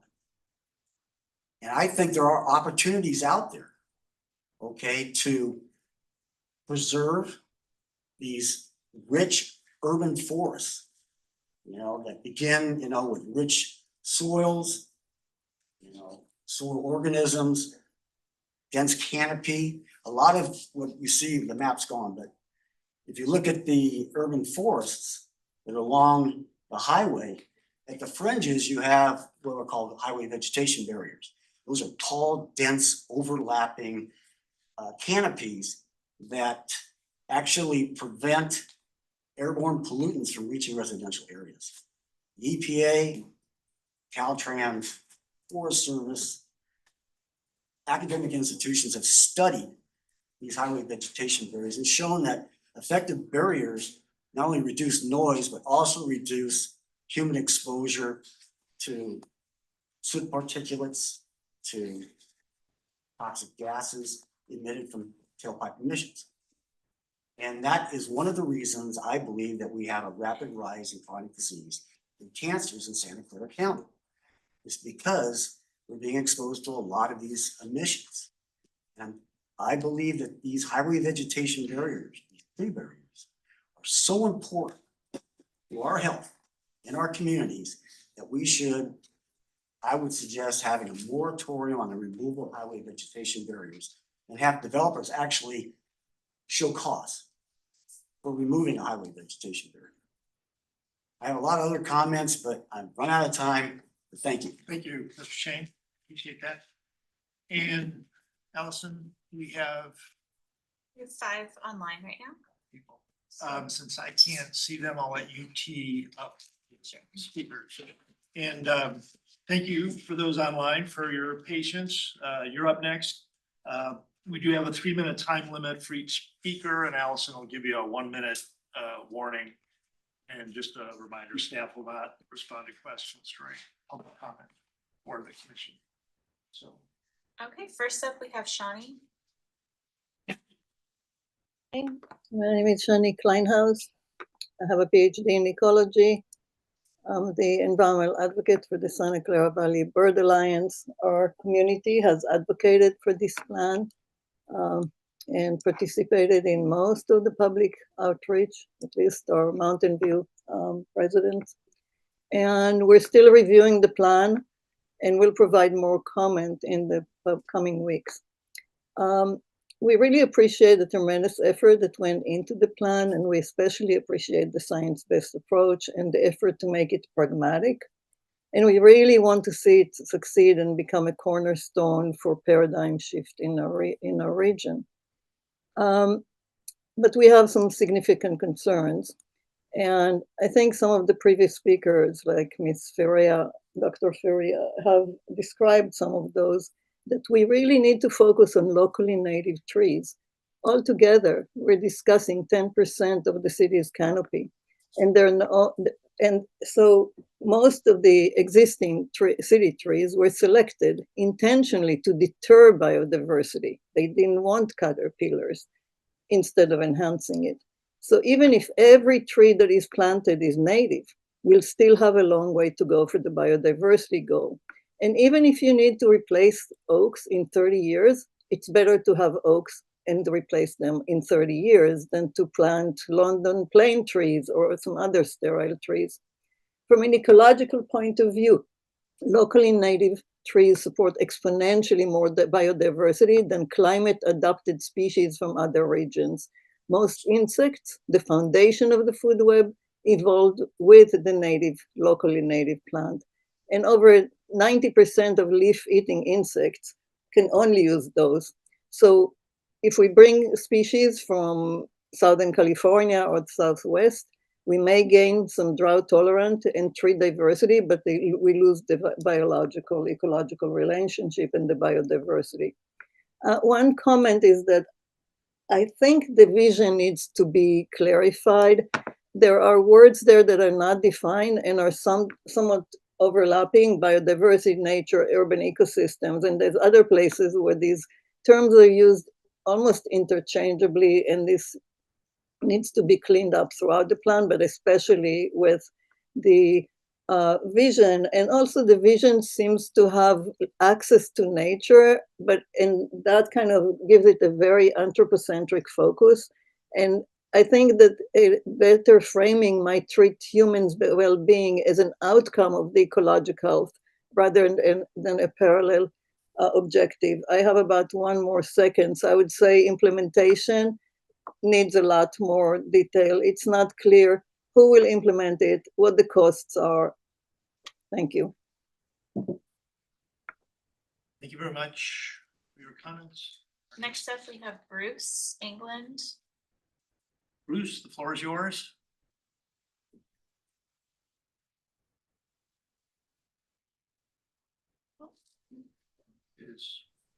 Hello, this is actually Gita Dev. You unmuted Gita Dev. I didn't get the unmute right away, but it did eventually show up. So I don't know who you want to hear from first. Well, let's go with you, Bruce, and then we'll get to Gita. All right. Sorry, Gita. Okay, Bruce England, Wisman Station Drive, also member of Green Spaces Mountain View, and some of your speakers are also members, just to highlight that. Try to get this all in 3 minutes. In general, I like what I've read so far. In the plan, I haven't finished it, but I'm continuing to work on it. I will get through the whole thing. I like that various city departments are involved in the development process on this and on other key city plans that are mentioned in this plan, in this draft. Question about strategy being dropped from the title. I'm not sure why that happened, because strategy is still in the text itself. But this can be problematic for people who are running searches using the original title, which itself shows up in various places. private property canopy full details are truly needed for this plan, at least eventually. Otherwise, you're not looking at a full data set as you ideally should. Next comment, practical details regarding actions to be taken should be more fully described, including timelines and dependencies. Dark skies ordinances are currently off the radar, it seems, at least for city council. And it says in the draft that the city will take action, but the city can mean a lot of different things. And I would rather see something more specific about who's going to do what and when. Next, as you know, Green Space's Mountain View members and others have raised objections to heritage tree removals in both public and private projects. We feel it's particularly important to establish clear and reasonable guidelines for tree removal approvals and appeals beyond what we have today. This will make life easier for PRC commissioners too. A next comment that I've got a question. The comment is, I appreciate all the comments and questions raised so far from commissioners and the public, including what Commissioner Bryant brought up regarding artificial turf and Commissioner Mitchner on adjacent city canopy levels. These details could easily be missed along the way. And then my question is, how will other plans be impacted by work on this plan through the review phases and vice versa? For example, tree choices adjacent to walkways and bikeways need to be handled mindfully to be sure that they're appropriate. And that might be called out in this plan and also in the active transportation plan. And those are my comments. Thanks. Thank you, Bruce. When you left time on the clock, that's impressive. So with that, we'll turn to Gita, if you're ready to speak. Thank you. Thank you indeed. This is Gita Dev. I'm with the Sierra Club. And I think that this has been a very laudable experiment for Mountain View, and we will have comments and that'll follow when we've had a chance to get into it in greater detail. I just want to pick up on a couple of items. One is that if 90% of our urban canopy is in fact on private land, then as several people have mentioned, we really need to do a better job of getting that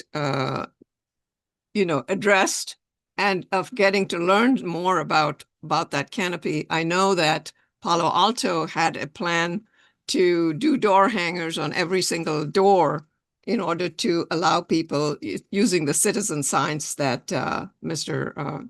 mentioned, that they were able to report in on what trees they had, I believe, by taking photographs. So I think it's really important for biodiversity to understand better what's happening on 90% of our land. So that would be one comment. I would hope that in line with maybe comments that Dan Shane made, that since a lot of our urban forest and our urban canopy is on private land, we need not only a heritage tree ordinance that penalizes you for removal of trees, which I think is really, really important, that it needs to be addressed right away. But maybe there may be incentives for saving urban canopy that is important to the city if it's large enough piece. I know that developers can, for example, donate land on their property for parks rather than paying park fees, as that may be an example of something where if there is urban canopy and if we have it recorded, that we could ask for that urban canopy to be saved. So I'm very, very interested in the concept that 90% of our urban canopy is on private land, and we need strategies and tools to figure out how to save that. I know that in San Jose, for example, they have been losing trees much faster than they're planting them. I do understand that trees do grow and urban canopy grows, but at the smallest scale, it's an exponential growth. It's very small, starts out very small, and it's only when they get very mature that they really start to grow exponentially larger. So we need to figure out how to save some of our urban canopy on private lands. So I hope that we can address that. And I want to say how much I appreciate that Mountain View is doing this, because as Sierra Club, we hope that it'll be sort of a star that other cities can hitch their carts to in order to get in this age of climate change, to get an urban canopy that really works for us. Thank you so much. Thank you very much, Geeta. And our next speaker is? Good evening. This is Marina. My name is Marina Yelyashkevich. I'm a resident in Mountain View. I'm very excited to be here today and thankful for everything you do. I have a few comments that are related to what Geeta was just saying. To private areas, the urban canopy that is located on private residential areas. In the last year, I live in Rex Manor. In the last year, I have noticed that more trees have been disappearing from the neighborhood and not eagerly replaced. So I learned about street tree requirement that was mentioned earlier today. And what I've noticed in the last year, I can see that new houses being built, and they all are new single home family houses being built in my neighborhood. And they ought to meet street tree requirement, plant a tree in their front yards. It's in the planning, building planning, it's a building planning requirement, I'm sorry. However, I'm not seeing them, the new owners planting the trees. So it seems there is a requirement, but the implementation is not happening. So I'm aware of a few houses around me that do not have such tree. And also related to that, I wanted to bring up that this front yards, there is a requirement that the front yards are 50% permeable landscape. And I'm seeing that the new owners, new construction sites are using plastic grass to meet this 50% permeable landscape, which just horrifies me. And I wonder if we can address that. And now that I have 1 minute left, I'll end it one more comment about heritage trees, since they've been so highly discussed here today. I'm also noticing that heritage trees are being removed for the reason being rotten roots. What I'm seeing around me with the 2 trees removed in the last year within a block of my home, is that those trees are planted on a green grass front yards. And those green grasses are constantly being watered, of course, every day. So I wonder if we could educate the owners of private lands, especially those that have heritage trees, that perhaps overwatering can be reduced, and thus heritage trees could be saved. I have a few more comments, but I think that is plenty for now. I appreciate you listening. Thank you. Thank you, Marina. And we should have one more. Yeah, Rashmi. Rashmi, you have the floor. She's muted. She just dropped off. I don't see her on there at all. Maybe we give her a minute to log back on. I'm here. Can you hear me? Yep, we can. Thank you. Please, Okay. go ahead. Can you hear me now? I'm trying to figure out if I'm on speaker or if I'm just talking into the phone. No, can you hear us? Yes. Okay, great. Okay, well, thank you for the opportunity to review the plan and provide feedback. My comments will echo a lot of the things that other people have said, but I'd like to say them anyway. So overall, I appreciate the whole ecosystems approach taken by SFEI. I also commend their detail and quantitative assessment of Mountain View's current state compared to both its original landscape and future potential. For the most part, the goals, objectives, and actions laid out in the plan do a good job addressing the challenges and opportunities laid out in the prior chapters. However, as written, the document is not yet a plan by the City of Mountain View, but instead a list of recommendations and best practices provided by a consultant. There's no ownership by the city over any of the goals, objectives, or actions. And as discussed earlier, the metrics are currently just suggestions. For the public to have any confidence in the plan, the city will need to clearly state what actions it's planning on pursuing, what the timeline is for the actions, and who is responsible for implementation. And it needs to have those metrics as well included, however hard they are to decide upon. Otherwise, there's no guarantee that it'll guide future action in the city or carry any weight in future decision-making when weighing competing priorities and limited resources.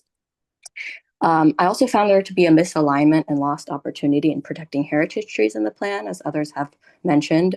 The document highlights heritage trees as an important asset to the environment. They provide greater cooling, health, carbon sequestration, and biodiversity benefits than smaller trees. And the staff also states in the document that trees are the only infrastructure asset that increases in value over time and are not easily replaced. But despite these innumerable benefits, the document comes up short of meaningful actions to protect heritage trees. For example, Objective 3C, which seeks to use greening opportunities to adapt to future climate conditions, only includes actions that involve planting new trees. It seems like a missed opportunity to not include actions that protect heritage trees, since they already provide significant canopy and cooling benefits. Moreover, they're providing them at no cost to the city, whereas a new tree planted costs an average of $3,000. This missed opportunity is also relevant to objectives 1A, 2A, 2B, 4A, and 4B. To really protect these trees, the plan needs to establish metrics for tracking them and limits on the amount that can be removed each year. The document drafted by SFEI is a great foundation for the city to use to create its own plan that is valid and meaningful. Following this first round of review and before bringing the plan to the City Council for a vote, I encourage city staff to change the wording of the document from SFEI recommends to the City of Mountain View will, and include the metrics necessary to track progress. This will allow the public to understand to what the city actually plans on committing and give us confidence that real strides will be made to protect and grow our biodiversity at Urban Forest in Mountain View. Thank you. Thank you very much, Rashmi, and thanks to all the speakers for those thoughtful inputs. Really great to have such a engaged community on this. I think that wraps up our web-based speakers. So now we're going to take commission responses. Staff has asked us specifically to respond to and to do this first, questions which are articulated in the agenda. And so we will do that. And what I am going to suggest as your chair is that we go through these. We're going to take them one at a time with each commissioner responding. We'll look for relatively quick and succinct responses to these. After we go through them all, then if commissioners have additional comments beyond these. Feel okay about taking a 10-minute break? So 2 hours of sitting. Want to make a motion? No, yeah. So with that, we are 10 minutes? 5 minutes. 5 minutes. So let's get back together at 9:05 and we'll get the meeting there. A little brain, Yeah. Okay, thank you. You want to be resilient and sustainable, but what I hear. I would like to sustain myself through the rest of the Yes. I already feel last time. I should not.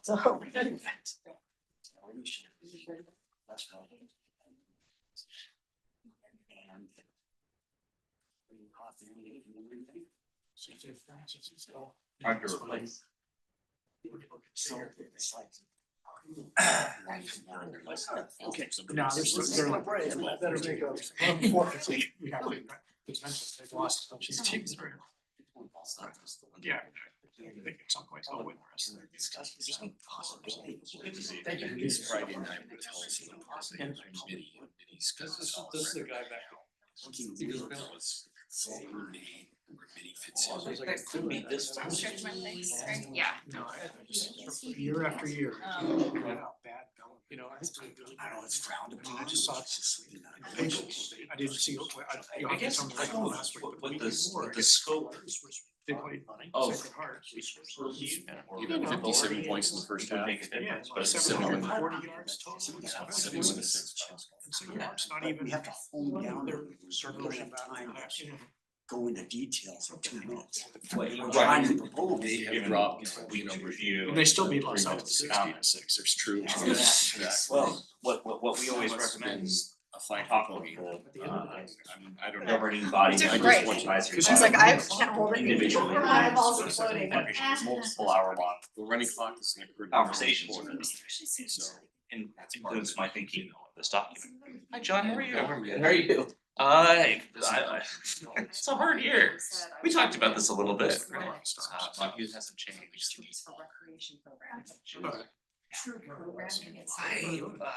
I'm not prepared for this before. No. No. I imagine their lungs must be stuff. Just that, yeah. It's one thing we still think here, but you got a good group of people. It's something on paper that. I was starting to dive into this plan. I'm glad I was thinking this is leaving us. way more than I was expecting. Almost 200 pages. Not like, oh, the next city council meeting, 2 weeks from today, yeah. I know people want this done, but we, we're very mindful of expectations, yeah. We've adopted a lot of action plans over the years. Really good. What are you doing? Like Yeah. economic vitality strategy. Life insurance. Your name again? So I'm building my house, chopping down 2 heritage trees, but I'm planting a nice oak and I have more. And they weren't perfect trees that he's taking down. Yeah. And in a very good place, it's gonna last forever. Yeah, that's right, And that's not right. block the solar Same, panels. same kind of Yes. ideas. But we can't get down. Well, thanks for feedback. Yeah, thanks Well, for this is coming in. squirrels, actually. That's the truth. They live in those other ones.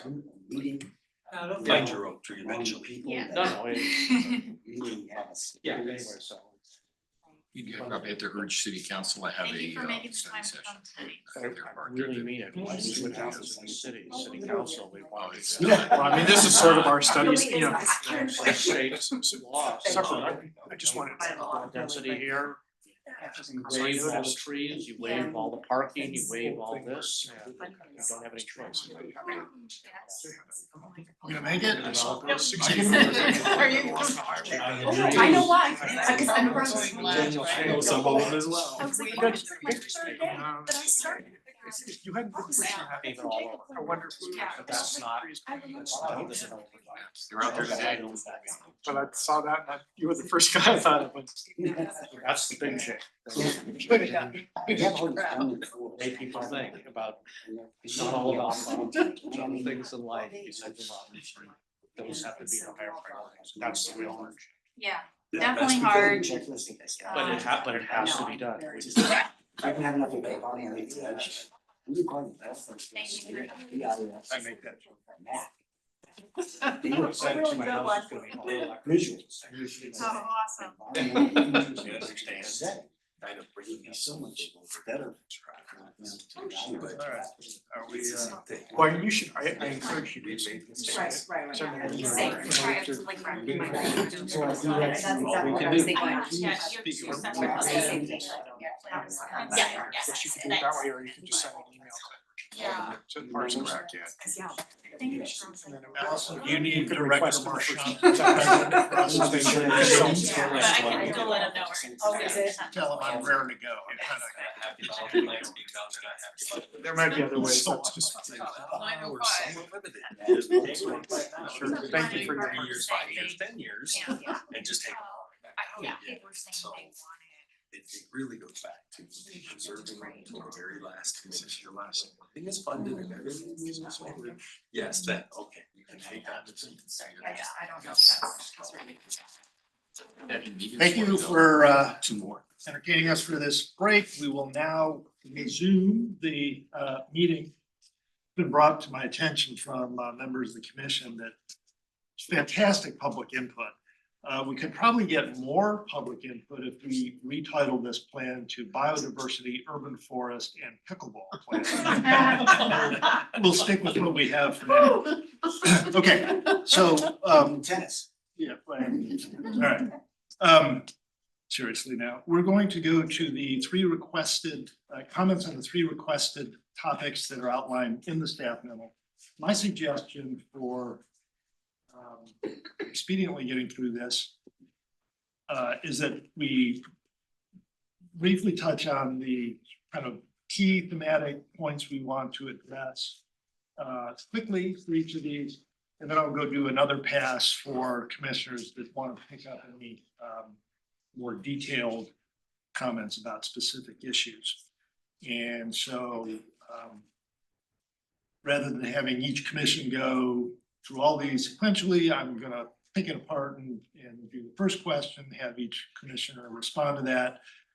Then we'll go to the second, and I will use the random, I'm not gonna start. So for the first question, Commissioner Mitchell will start. So does the PRC agree that the drafts, plans, vision, goals, and objectives reflect the city's priorities for Mountain View's biodiversity and urban forests? Commissioner Mitchell. Okay, so I'm gonna preface this by, I was sort of expecting a different process where I thought we would just elaborate on all our thoughts, so I'm sort of merging a couple of things here, so bear with me a little bit. So, I mean, just overall, I'd say this was an impressive draft. You know, I think that it presents a high level vision. I like the vision. I think it's not too wordy. I think vision statements often get ugly as everybody tries to get a wordsmithing and get every little word in there. And I thought this one was pretty good. I think that to this question, you know, the draft plan is the result of what I think was thoughtful collaboration between technical experts, city staff, and our Mountain View community.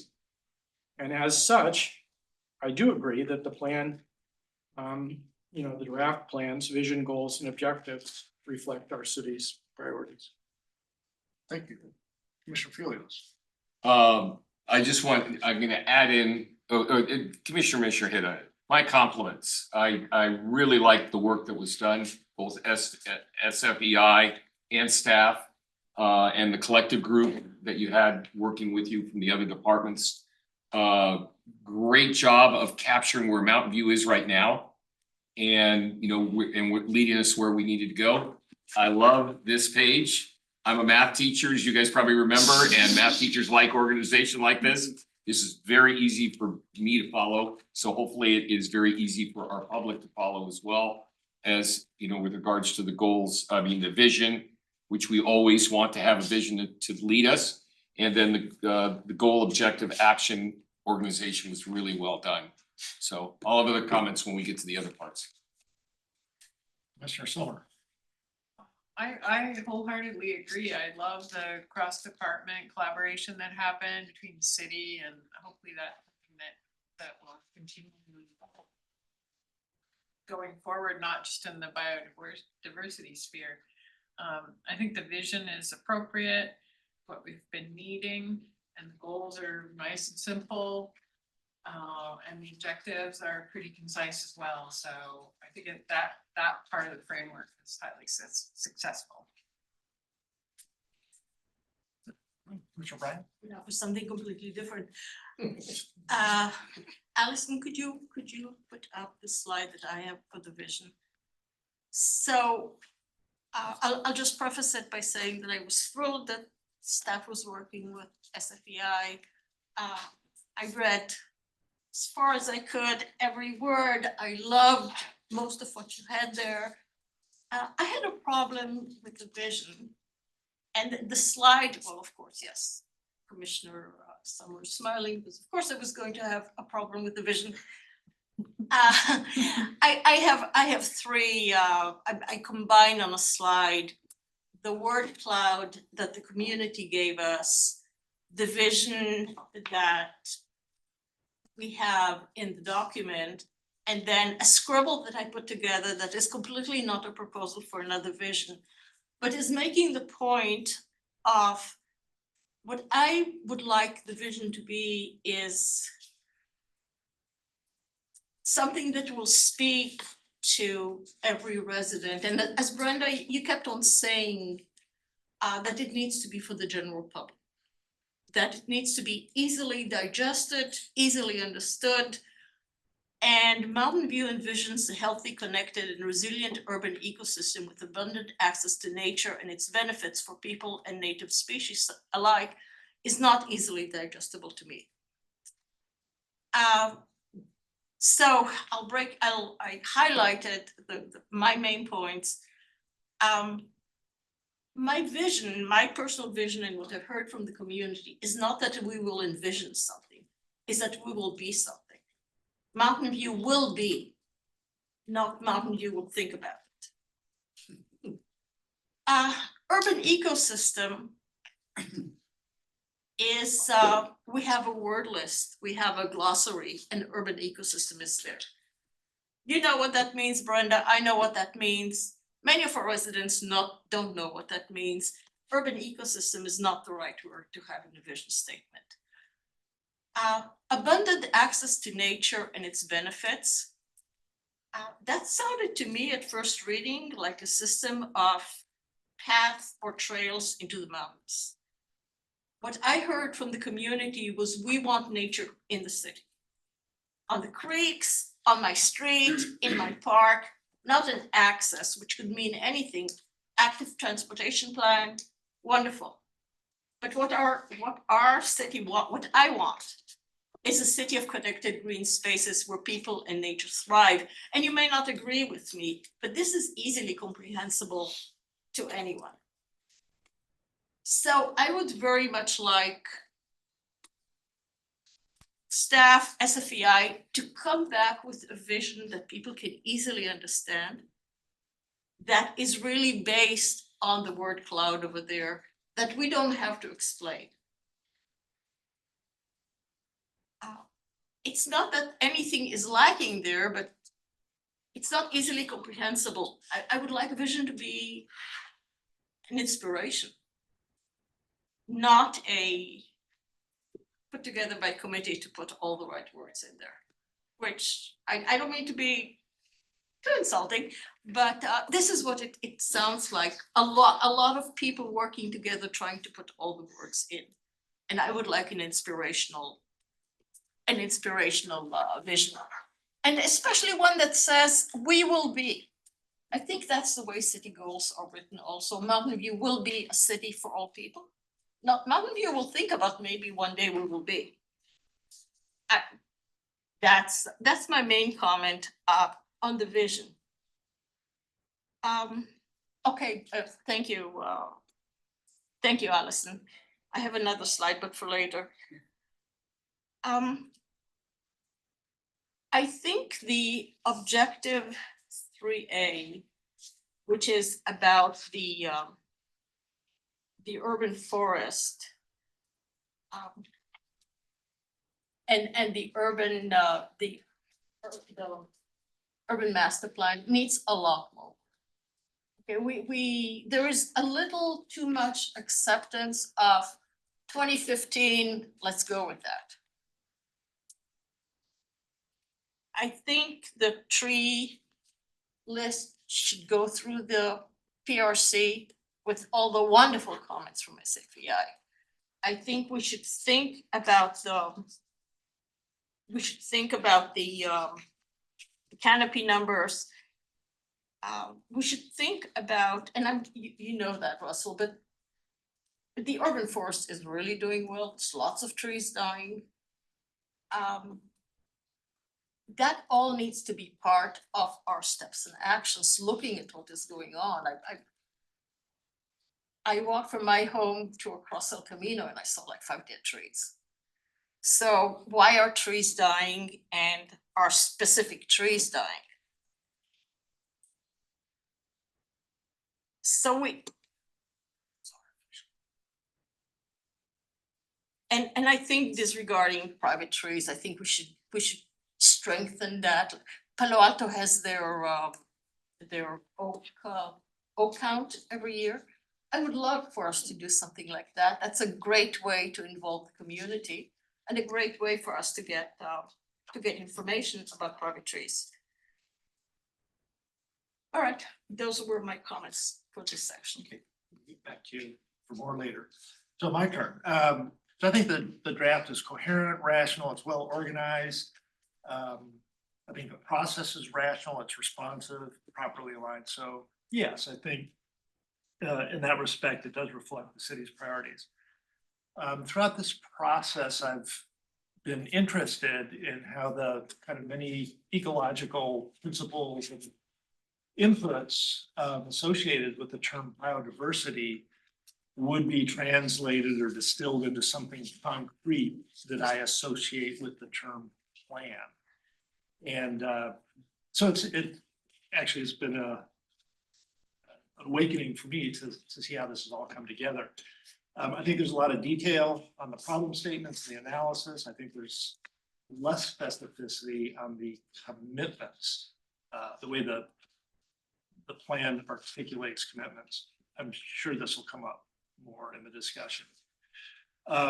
So like Commissioner Bryan, I too have to do a little wordsmithing, but I'll make mine a little more simple.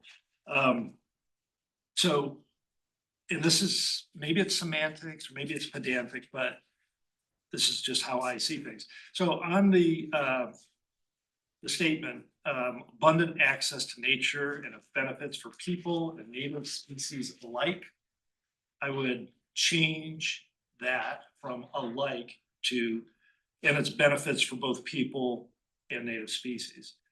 Alike implies an equivalence that I'm not sure is appropriate in terms of access to nature and the benefits.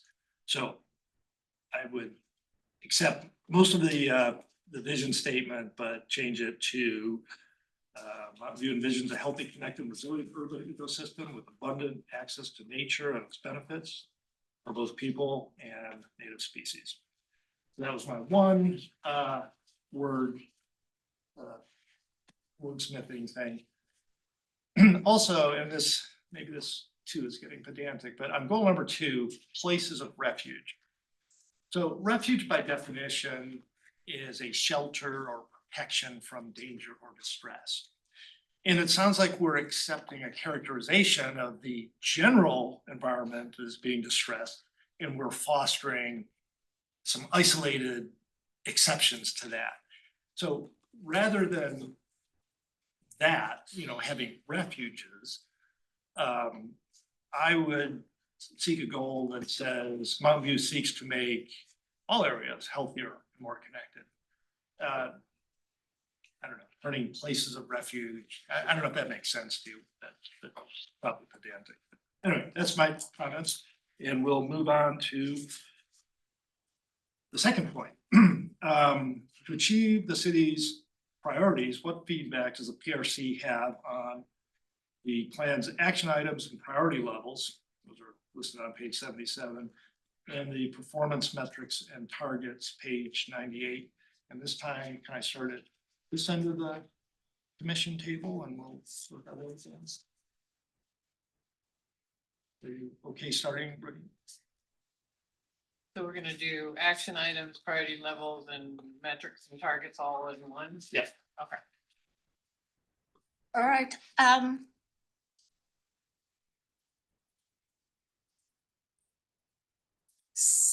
so my concerns with the plan will come up on the next questions about what will make it feasible and what will be what might be a barrier. As for the metrics, go for it. I think they're all wonderful. The targets obviously are not really written. We need numbers, and not only do we need numbers, but unless this has a really frequent coming back to the community or to the PRC or to the EPC, depending on what the metrics are, this needs to be just built into the work plan as a work in progress, because this is what, if it's not a work in progress, there's two choices. It's either a work in progress or it's just on the shelf. And which would be a waste of a lot of energy and a lot of time. So the metrics, absolutely. The action items and the priority levels are fine with me. I would like everything to happen all at once and immediately, but again, the action items referring to the urban forest, I would like to strengthen, and I would like a lot more focus on the urban forest and its current condition. Rather than, I think we are having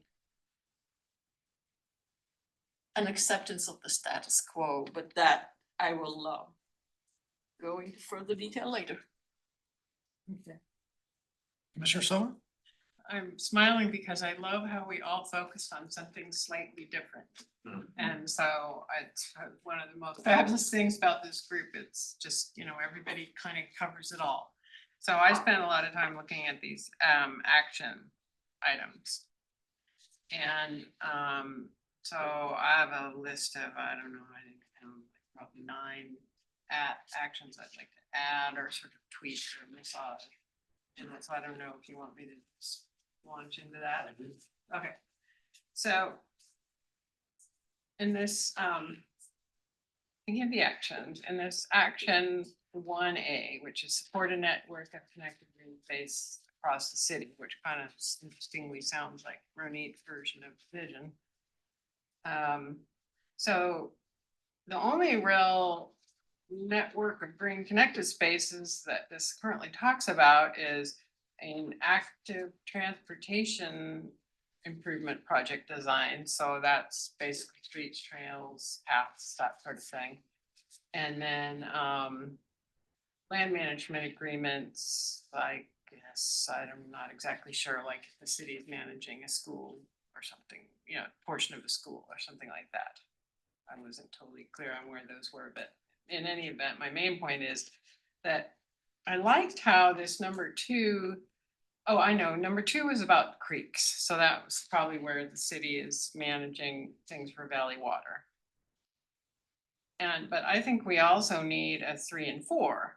One would be schools. And clearly that isn't under the city's control, but we do have influence, and sometimes there's agreement or financial contributions, and those could all be, you know, so we have influence over schools to some extent. And we also have, you know, members of the school board who are in our community who, you know, hear and listen and are involved.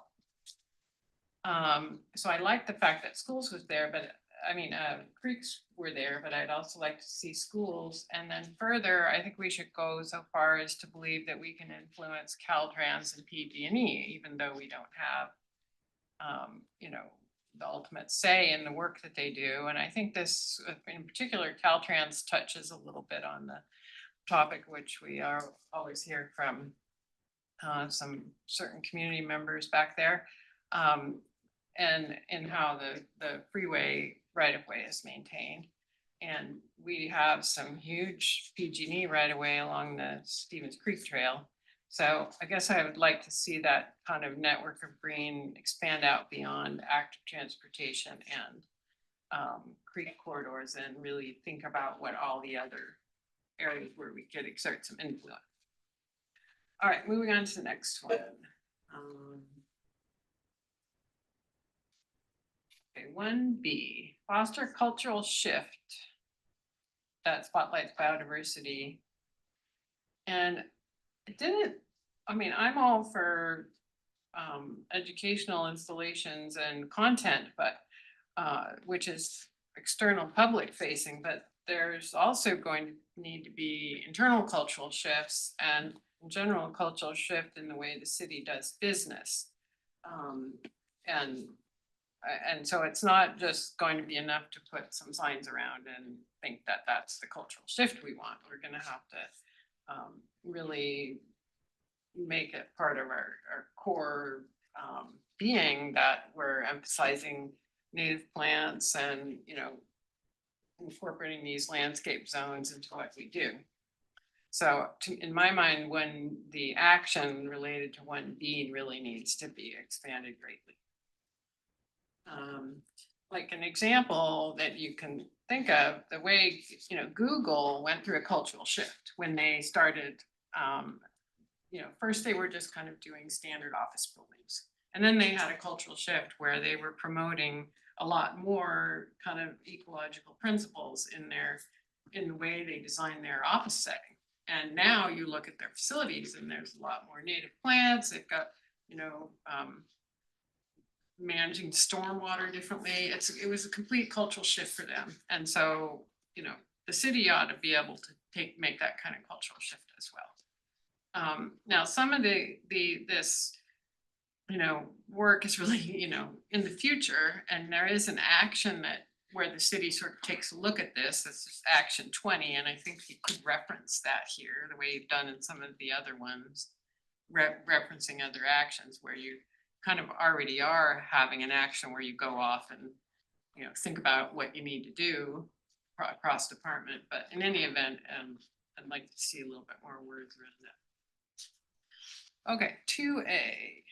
6, implement planning projects according to urban landscaping zones indicated in Guide A. So I really like Guide A. And it's buried way back there at the end in kind of a forgettable place.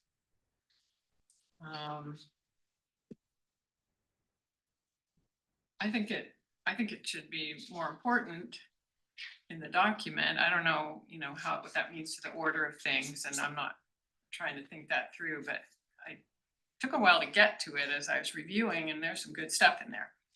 And the other thing that I think would really help both the action items and then the implementation, which I know we aren't talking about that, but this would also benefit, is to sort of add what I would call a prototype.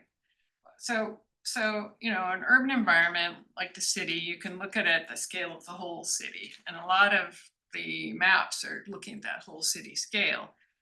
But we're also missing a look at kind of the neighborhood scale and a site scale. Now, clearly, the plan is not gonna, design every neighborhood and everybody's property. That's not what's gonna happen, but you could look at typical conditions and how the Guide A, the 5 zones, there's 5, and the actions kind of land on the ground, and it really needs to, the plan needs to illustrate that for people to see, like, the condition of,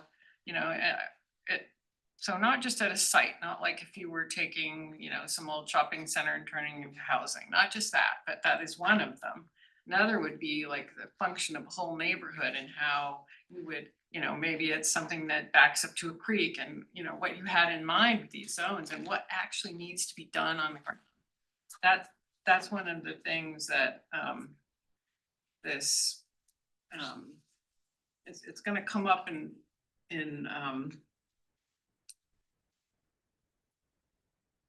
development review, and going to come up so many different places in the city's capital improvements, and just kind of taking a look at what actually would happen if you were to follow the guidelines in Guide A. And so kind of losing my train of thought here, but I think it does relate to the actions and how the Guide A interrelates to the actions. So the first time that it's mentioned is in action 6. So I don't, again, it would really help to see what would change. So let's see, 3C.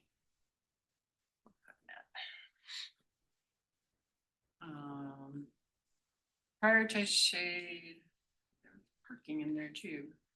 That must be in 17. I guess you have to go into the details of 17, but there's a discussion of parking lot shade goals in there. Yeah, okay. Action 17, prioritize shade tree planting in the cooling zone. And it was sort of unclear how this affected development review processes. Community development wasn't one of the responsible departments. It was just the Office of Sustainability, but they don't review development. The Community Development Department does. So I know that some of that comes out of what you're doing in Action 20, but it's still unclear who actually is doing this. So at minimum, I would reference action 20 and list community development as another responsible department. So 4A, action 18.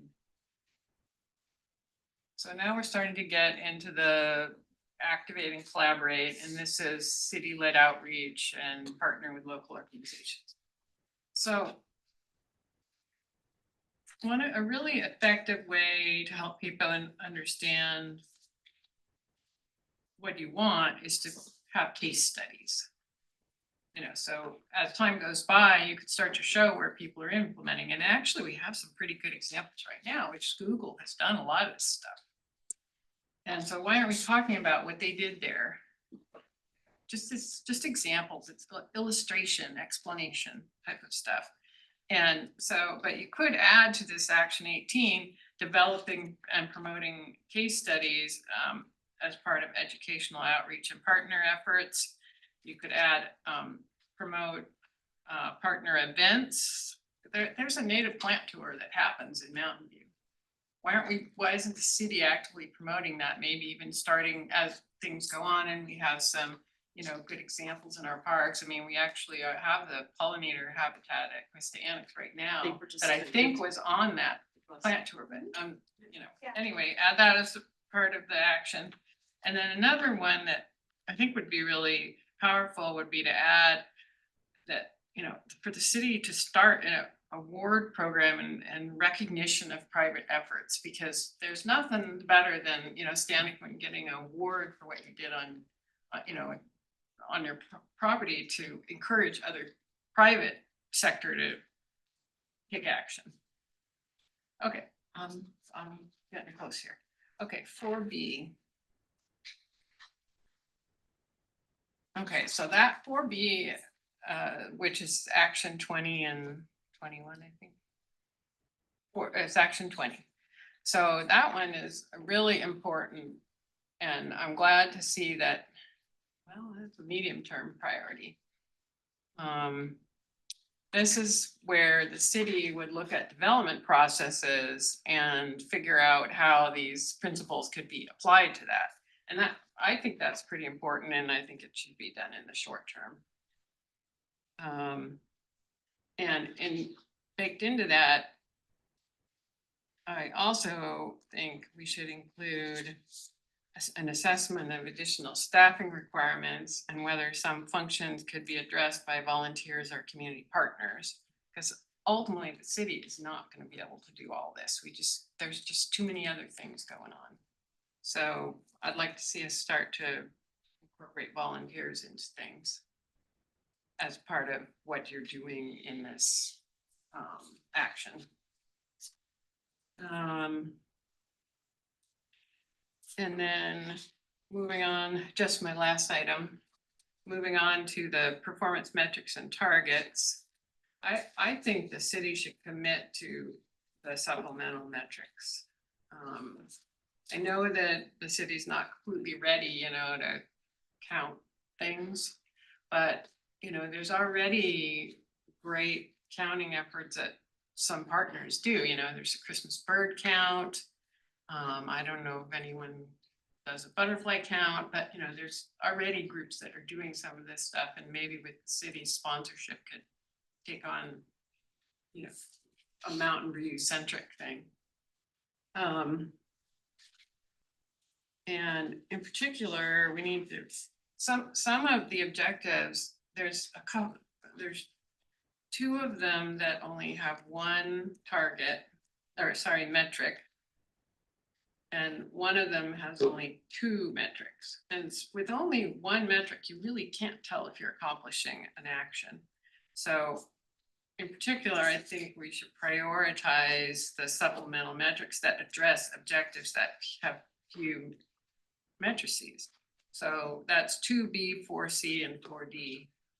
Don't have much to measure what they're about, yet they're contained in the supplemental metrics. So I would suggest at minimum to prioritize those three.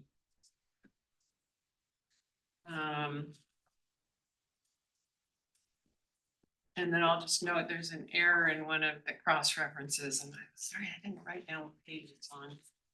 But in talking about establishing the targets, it references action 21, but that's not action 21, action 22, which establishes the targets. So you'll have to make that edit. So that's A my comprehensive stuff. response. Commissioner Felios. A lot of things have been already commented, so I won't repeat those, but on page 79, in action 5, I had highlighted under the third bullet, planning lists and guidelines could be incorporated. And also in the under action, that same paragraph, a subset of materials could be developed.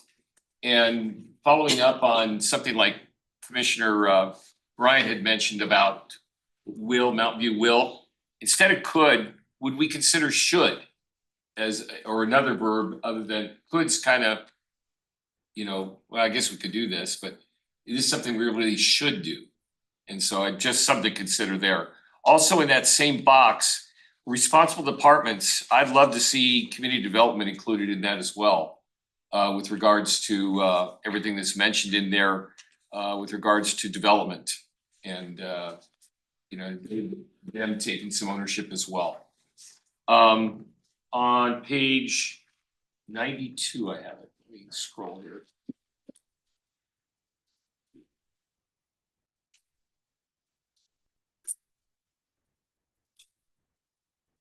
Sorry.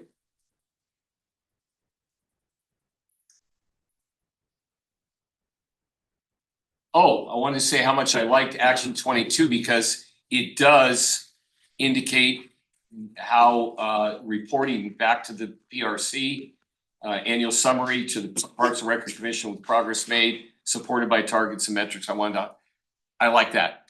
So it's very simple. And then I kind of lost it, but I've got to find it again. We do have one typo in the thing gosh darn it. I thought it was on page 65, but now I can't find it. It's about Santa Clara Valley Habitat Plan it's in the thing, it says with an updated anticipated for 2025. It should be update, not updated. So I'll try and find that page again for you. Yeah. So, If you guys see little edits like that, you can always email me. okay. I've been passing them along to SFBA. Otherwise, I really like this part. Commissioner Mentor. Before I get into that, I want to go back to the previous one just real quickly. You know, as it related to the vision, you know, 3 of us sort of did a high level, we like the vision, and 2 people went into more detail on it. I mean, I don't know what you're taking as feedback, but if the vision is going to be revised out of this meeting, then I'd like us to circle back and all work on the vision, because I mean, some of us might have had additional tweaks, but we just did a real high level, you know, I like it, or something like that. So maybe you guys can comment on what you're doing with our feedback. Joe, do you want to express your comment about the vision? I mean, I like bits and pieces of what other people said, but I mean, let's come back to it later, maybe. I mean, because we're in the middle of this one, right? I just don't know what you guys are doing with our comments, right? Whether they're gospel or whether you're throwing them into the mix because you've already heard from 800 people and you've spent tons of hours on these things. And even if we want to change a word, maybe it doesn't make sense to change that, you know, so I don't know. We're taking all the feedback and we'll take a look at it, because we have gone through extensive behind the scenes based on the community. As far as the vision goes, we'll have to talk about it. We can't, you know, we have a timeline that we'd like to meet, and there might be some slight tweaks that we can make to it to update it, but we've had a lot of input and feedback on it thus far, so. Yeah, I mean, that's what I would think, but if you're gonna take more out of this meeting from that, Sure. then we should all have an opportunity to. Absolutely.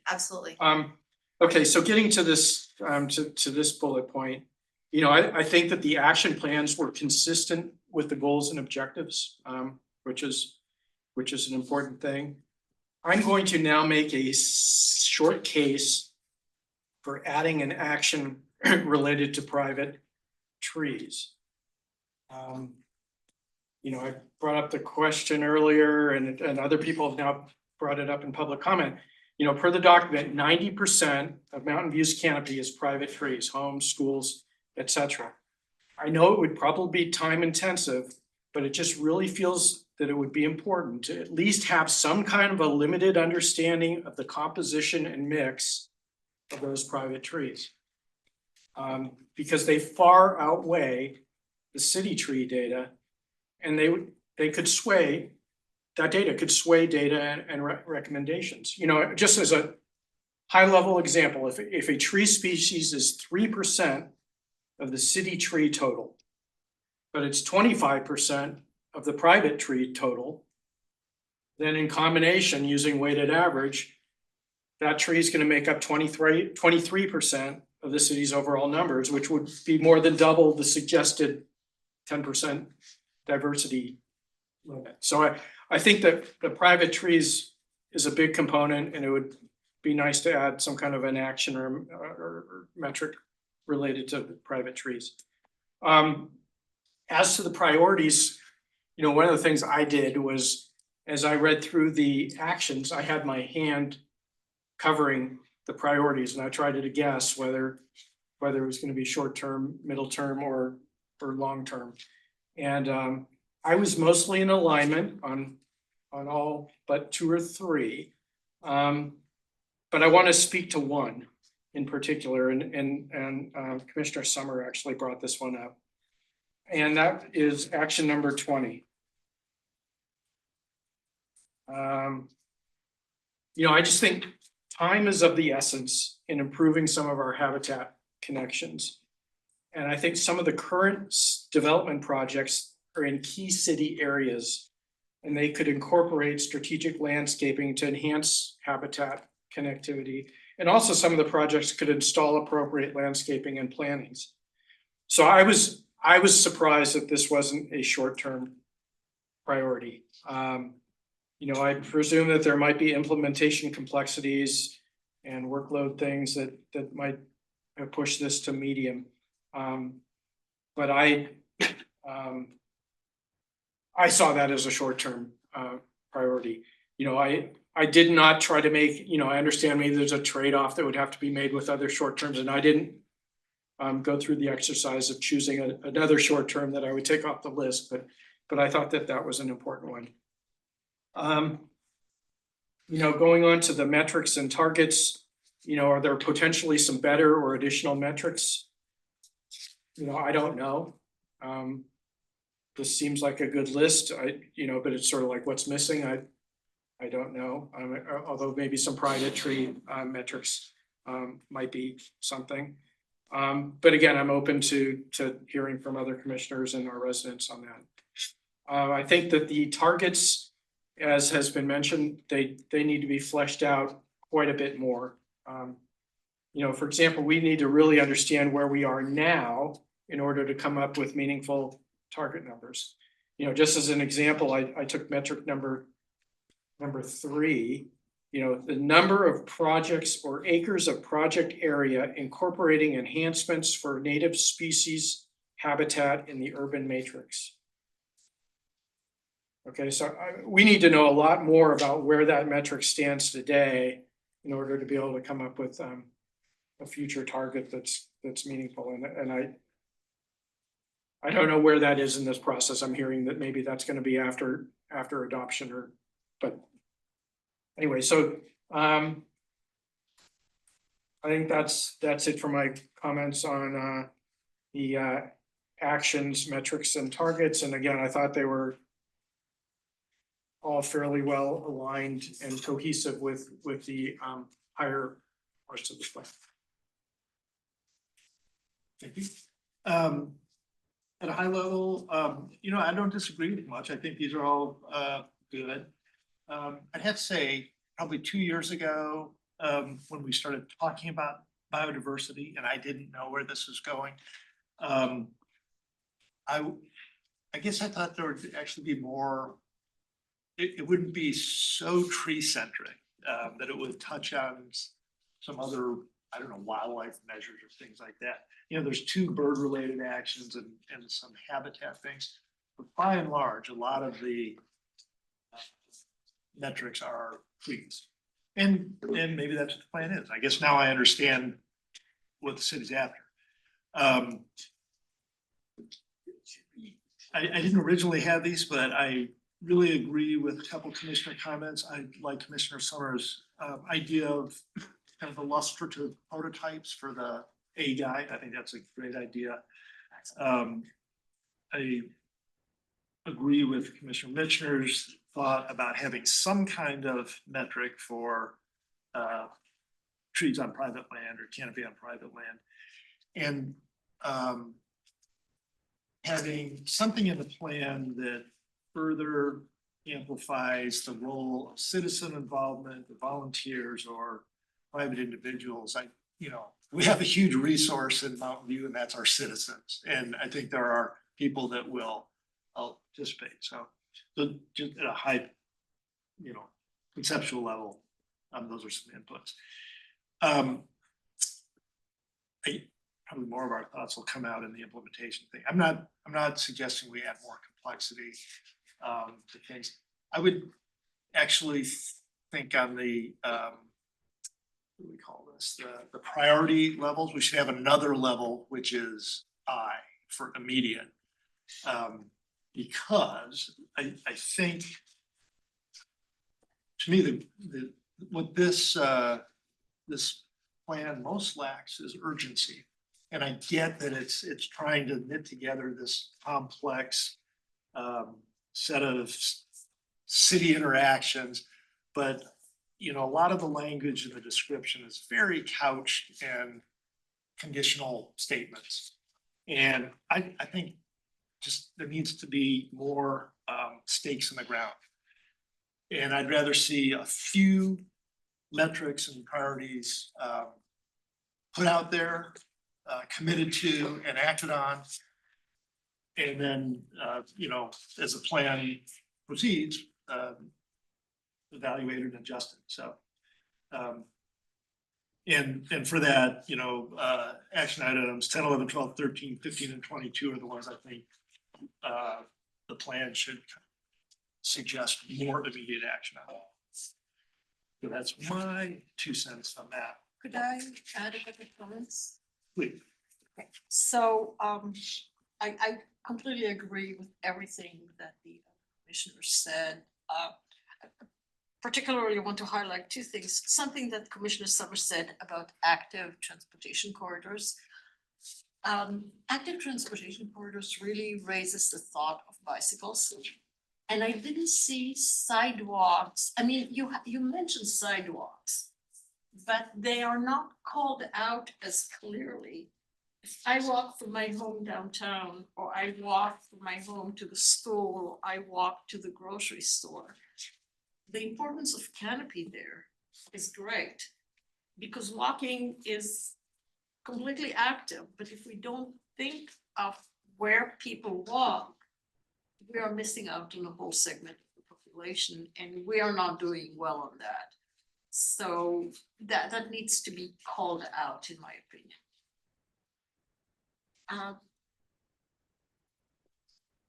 And with that, not identifying large patches is great, obviously for biodiversity, but I actually consider myself part of biodiversity too.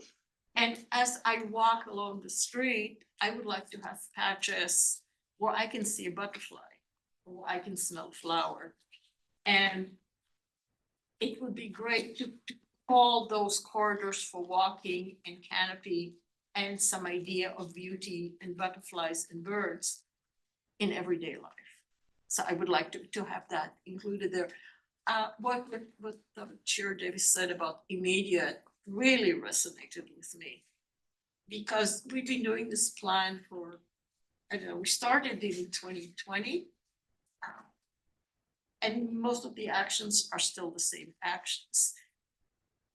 And it would be great to have a sense of immediacy, and that's part of what I will say later, but I really wanted to lift that up as I feel that very strongly too. Thanks. Let's move on to the third one, implementation, where I think we'll get some more color on that. Does the PRC have any feedback, any changes or future steps that would make the actions more feasible to implement? And whether there are any barriers to implementation that this document should address? So this time I'll start in the middle. Commissioner Filios, you want to kick that All off? right, sure. I had a section I wrote called challenges and facing us. And so number one, public space availability for areas to plant more trees and native plantings. And the fact that we know that that's always been a problem in Mountain View. I got to compliment the city on some of the land that they bought, whether it be like on San Rafael or that area over in Mauna Loma, that we look to people that might be wanting to level their house or whatever and earn some money. And then we take those properties and the corner Calderon and Church Street, things like that, where how can we continue to acquire? But that is a challenge. Number two, selecting the appropriate trees, native plantings when increasing canopy and native plantings. I've talked about this before. I hope you guys aren't bored by it, but street trees that check all the boxes. They have to have canopy. They've got to be native. They got to be drought tolerant. They can't litter because of the near a bicycle lane or on the street. In other words, those acorns that may fall or those little things that come off the liquid ambers, I think it is, the female liquid ambers. And you know, that's a challenge, you know, finding the appropriate street trees and I forgot they don't raise the sidewalk, which Russell, you've already talked about as well, from the overall growth of the roots like magnolias do. Although magnolias I know are down there, but anyway, choosing pollinators that might minimize allergy situations for our citizens. We did get all got an email with regard, I think we all got it. And it was a valid point. I do think that most of those trees exist right now. It's just a matter of whether they are put in areas that cause further angst for people. But just a challenge on how we might manage that. Let's see. I put, it is actually a quote from while the plan focuses on enhancing biodiversity and the urban forest in Mountain View for people and nature, its implementation must consider competing priorities and constraints. Mountain View, and then I just put Mountain View must balance housing demand and other development priorities with its biodiversity and urban forestry goals. The plan does offer some strategies to strengthen urban ecological health along other objectives, but still what's facing city council, what's facing a lot of our cities with regards to state regulations with regards to housing is going to be a challenge with regards to how we go forward. Funding's always going to be an issue. However, I really like the suggestions with regards to combining with the Santa Clara County Urban Forest Master Plan, which could offer dollars for us with regard in a partnership with regards to moving forward. I kind of hit on it earlier, public buy-in.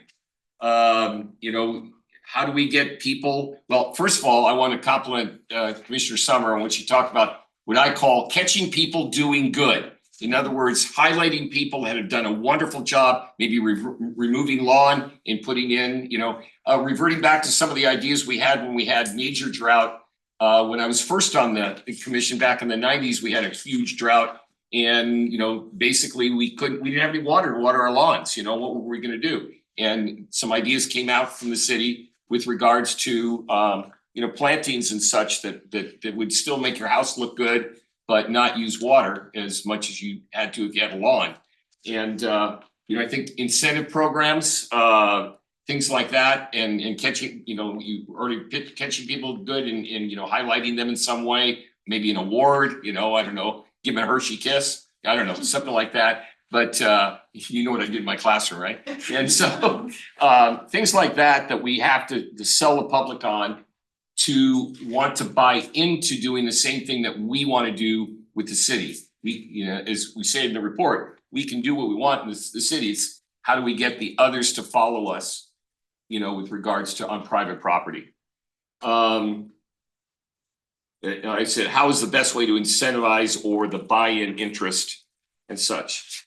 And that's what I see as our challenges moving forward. And so I'll kind of leave it at that and let the others talk as well. Thank you.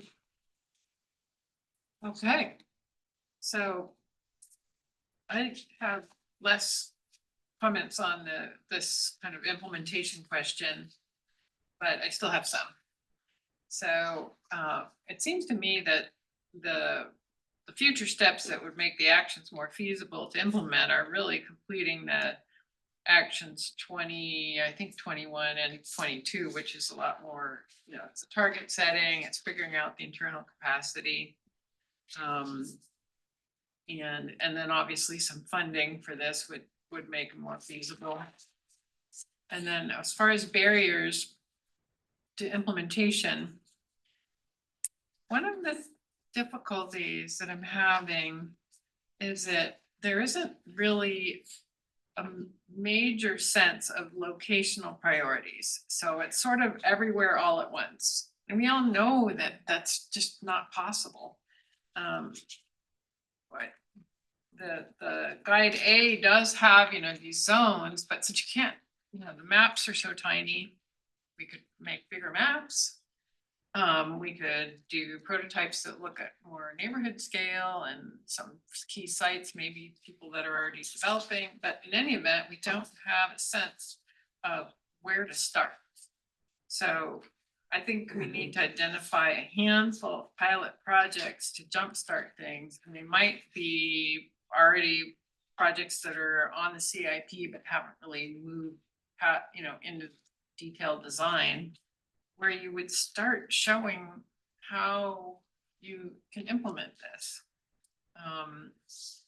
And then the way that the guide A, the different zones, and some of them probably even overlap, but it's really hard to tell because the map's not presented as a combined aggregate map. But, is there overlap? Can you, kind of like kill two birds with one stone? I know that sounds like the wrong kind of metaphor for a biodiversity plan. Anyway. Yeah, that I think is going to be a big barrier to implementation. Is you just can't figure out where to start. And even though we're not putting expectations really onto private property, some people will be willing to do this stuff anyway. I certainly know the people in this room would be willing to do it on the, property they control, personally anyway. I mean, I've already done a lot of this in my front yard where I tore up my lawn and planted a bunch of natives and, right? Like people are willing to do things. So, is it more important to do the creek zones or to re-oak or do the cool streets or right? Like, how do we decide? So I think that is the biggest barrier to implementation is that it's so huge of a task. It really needs to be broken down a little bit. Commissioner Mitchell. Okay. Yeah, just jotting some.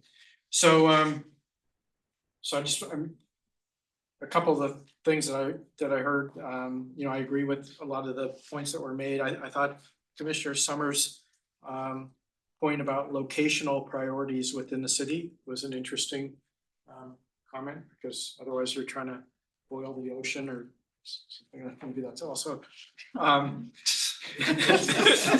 we're coming up with metaphors. I also thought the Palo Alto idea, I think there was an idea about postcards went to Palo Alto residents to, maybe that's a way to help, sort of kickstart a, private tree inventory, and pretty inexpensively. So getting to, sort of my main point, I'm a finance guy. I think sort of an elephant in the room and with this is how much it's all going to cost and the source of those funds. both from a budget standpoint and from a workload standpoint, is it really feasible to have so many short-term actions? Is, you know, not that I don't want them, but just doing a quick count, the Community Services Department is the lead department on 19 of the 25 actions. You know, is that feasible from a workload standpoint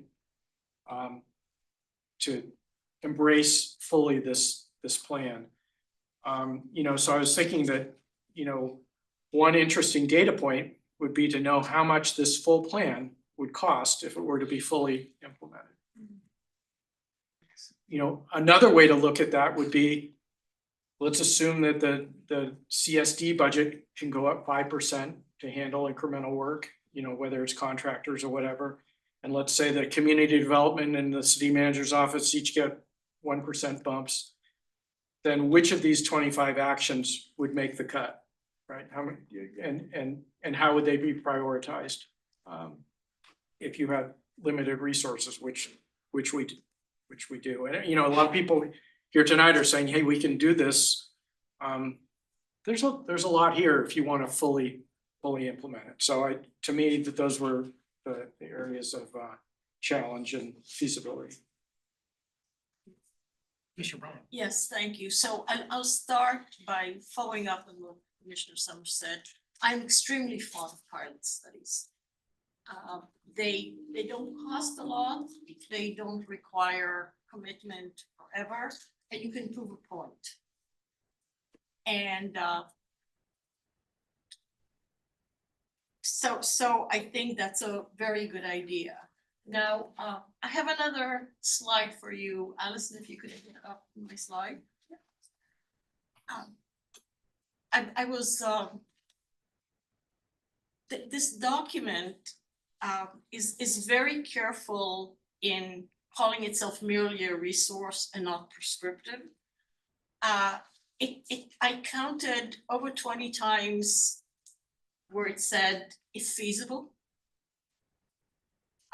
There's a lot of continue, consider, maybe.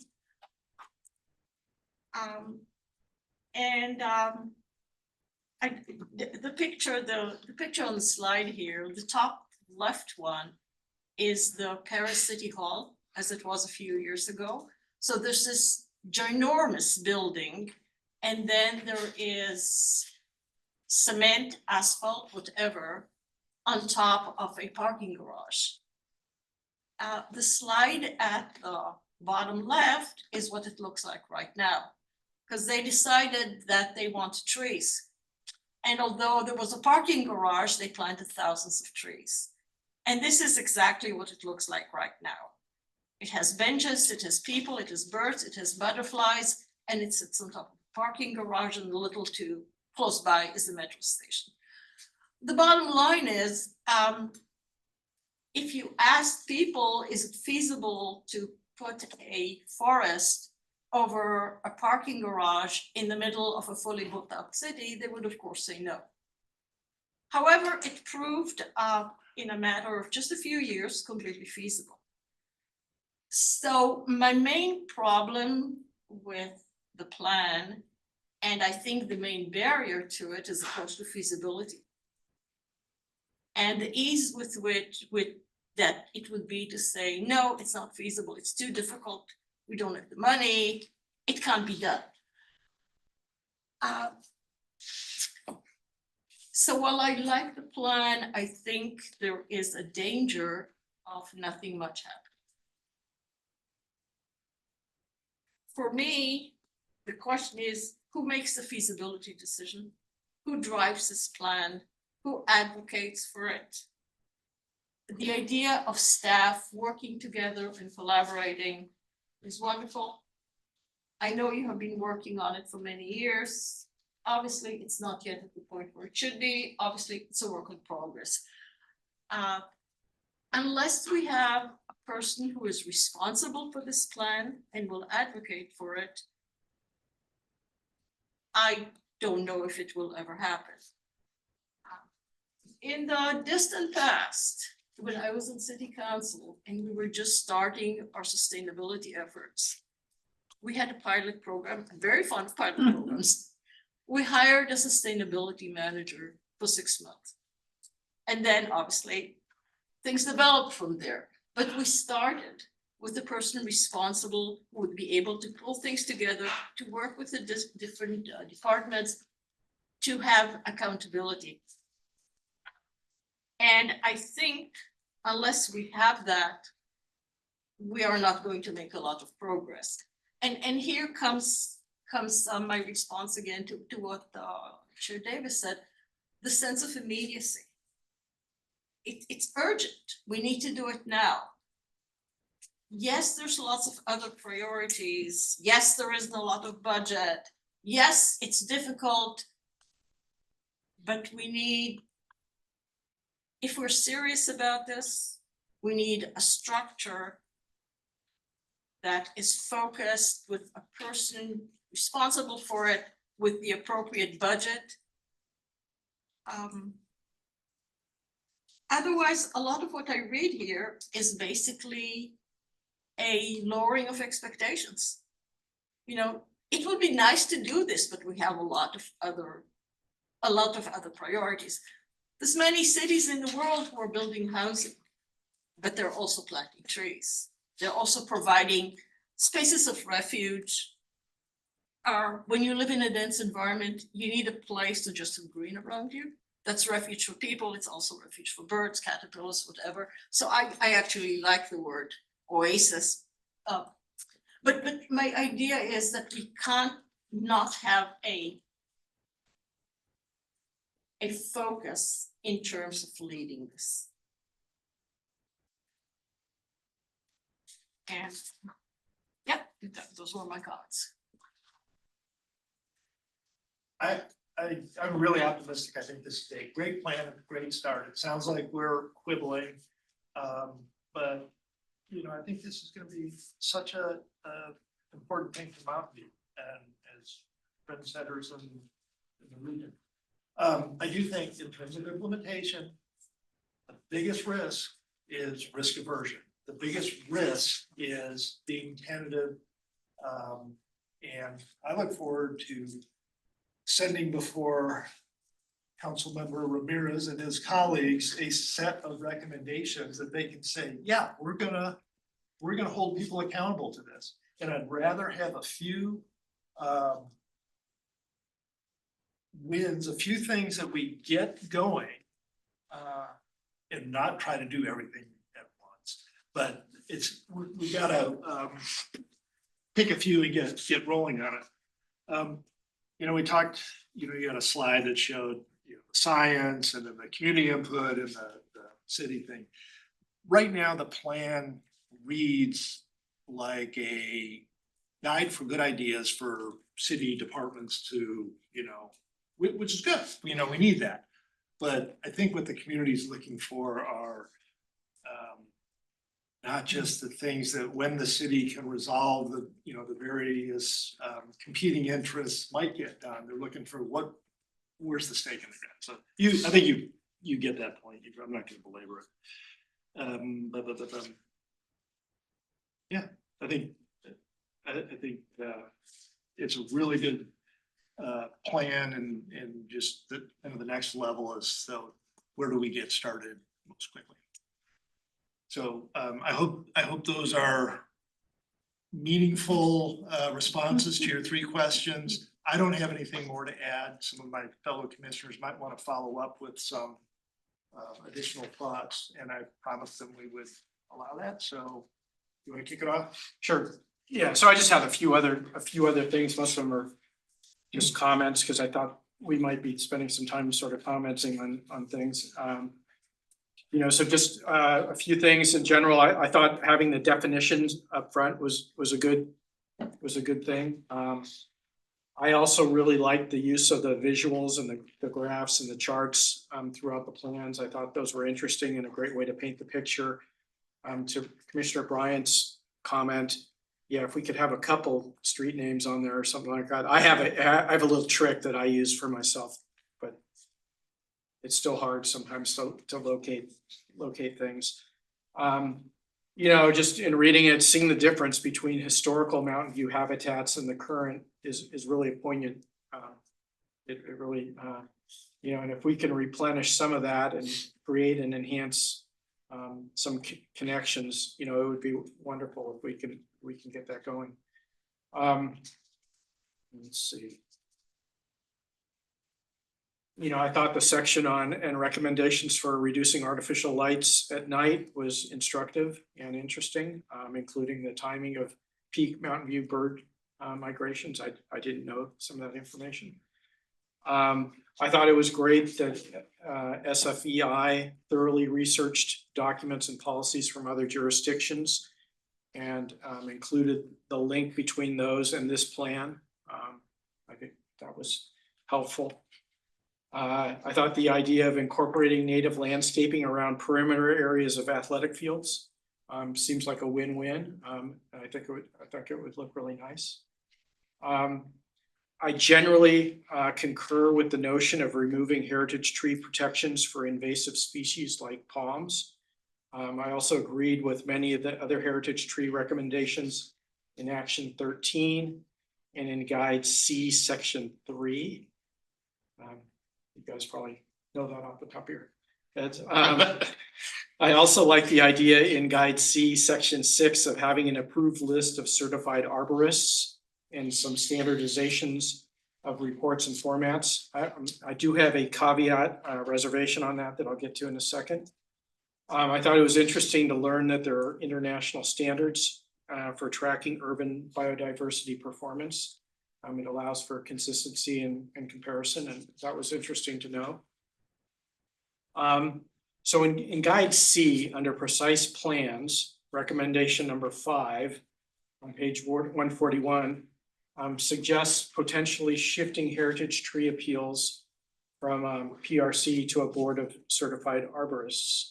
And I don't know whether we're ever going to have an opportunity or when that will be to weigh in on that again. So I just wanted to give some thoughts. You know, while that board I think would have more expertise than PRC, I do have a few concerns about shifting that responsibility.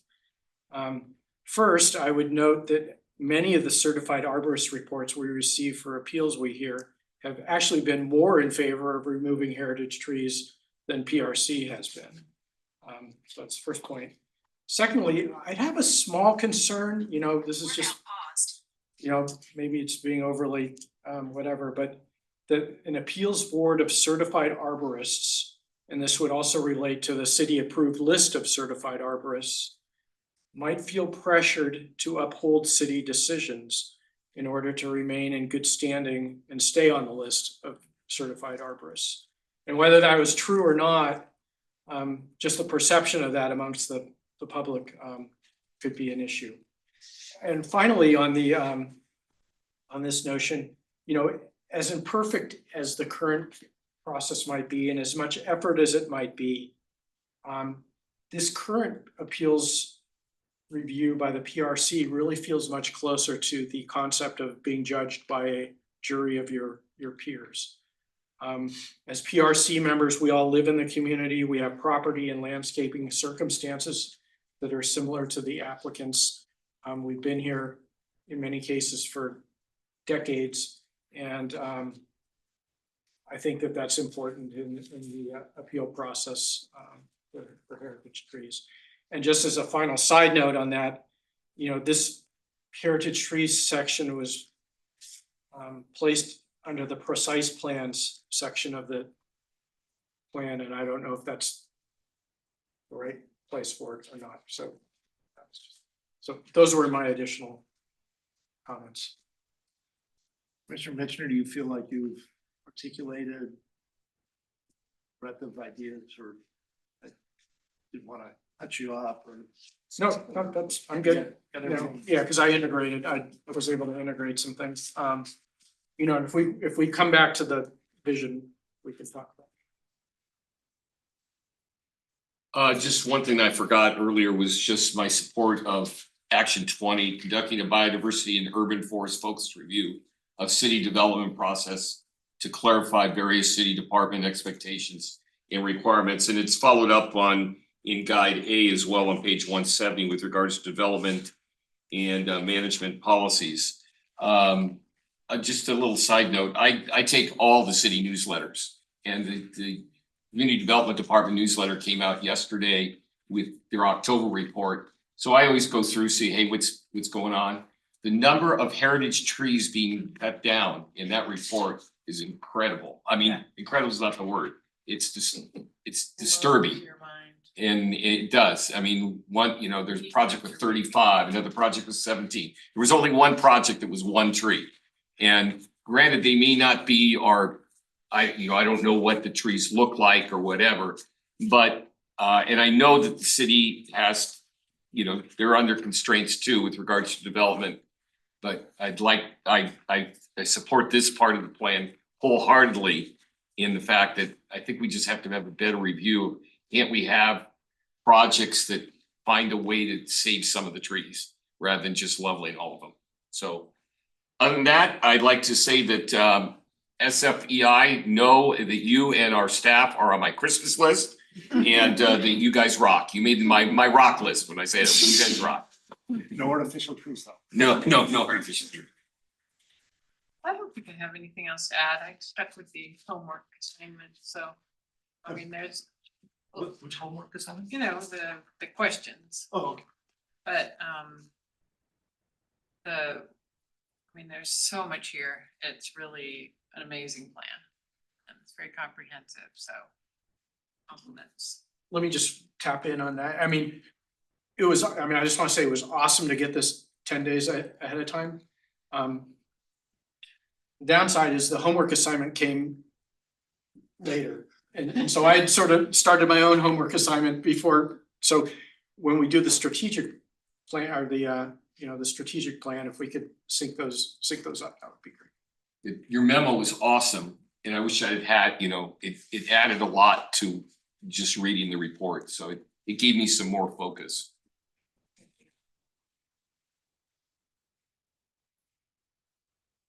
Okay, so just 3 brief comments. As for the ordinance, obviously we all saw that, although it was tucked away fairly close to the end. I hate doing heritage tree removal deals. I think we all do, but we listen to them as part of the community. And giving this task to certified arborists means taking away some of the voice of the community. And somewhere in your action items or in goals is the concept of including the community. So we, the Heritage Tree Board, are not professional arborists, but we're members of the community. And in that sense, our input is very important. So cutting that off would be a problem. One thing that maybe too late to do anything about it, but if you could amplify a little in the report, the really strict connection between the health of individuals in the community and the urban forests and biodiversity. Those are not contradictory, they're not in opposition to each other. And you do have the wording there about personal health, and then you even mentioned statistics, but just giving it a little twist where it's more visible. Okay, I can just see somebody saying, why do I care about this little chick, or why do I care about this little lizard? I don't like lizards. But the fact that the health of individuals depends on the health of nature around them, it would be, I think, useful for the community to hear that. Since we're using, to me, this plan is also an educational tool, which is why I would like the vision to be easily comprehensible.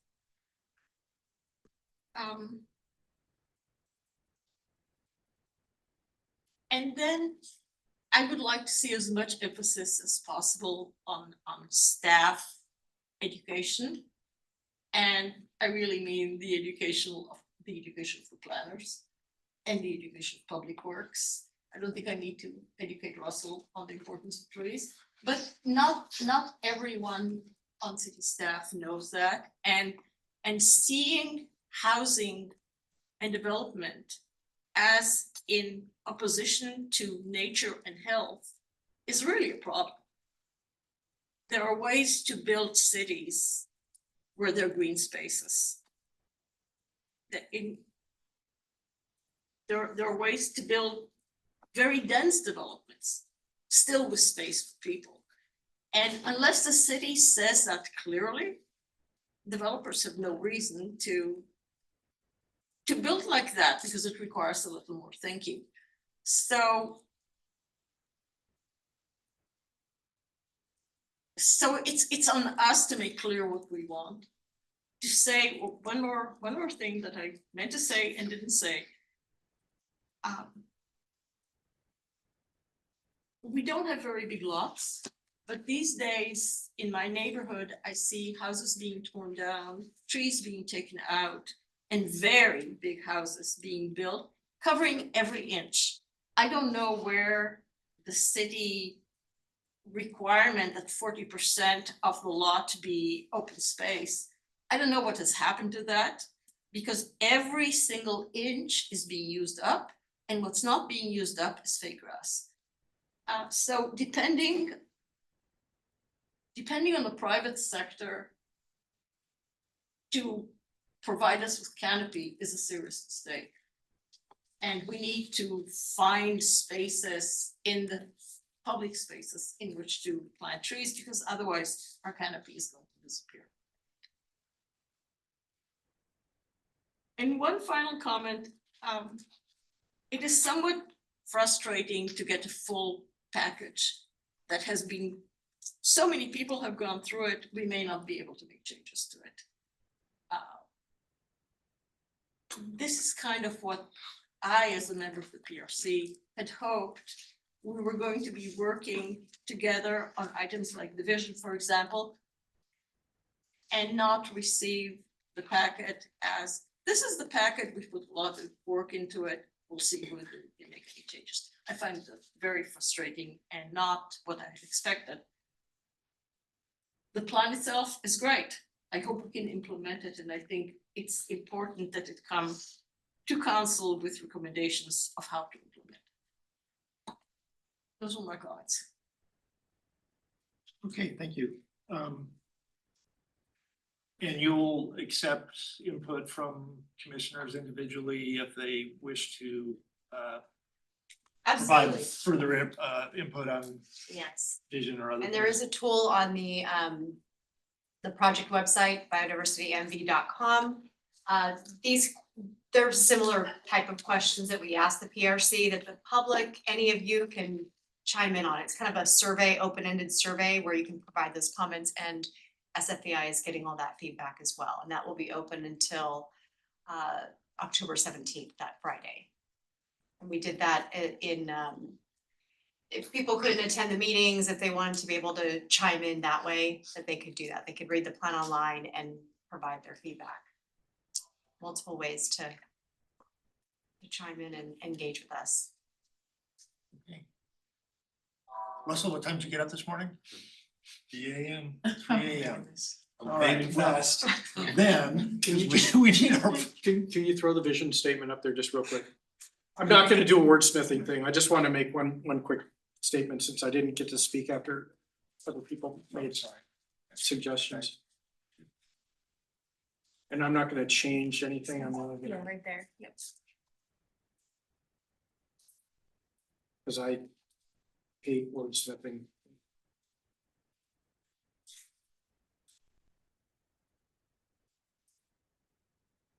So my two things, I'm gonna agree with Commissioner Bryan on one thing, and I'm gonna agree with Commissioner Davis on another. The first, Mountain View envisions, you know, it's a vision statement. I don't know that we need to say envisions. I mean, it's more of a make a stronger statement. Mountain View is or will be, or you know, something. I would use a more active voice on that. And then I'm fine with Commissioner Davis's thing about tweaking the people and native species,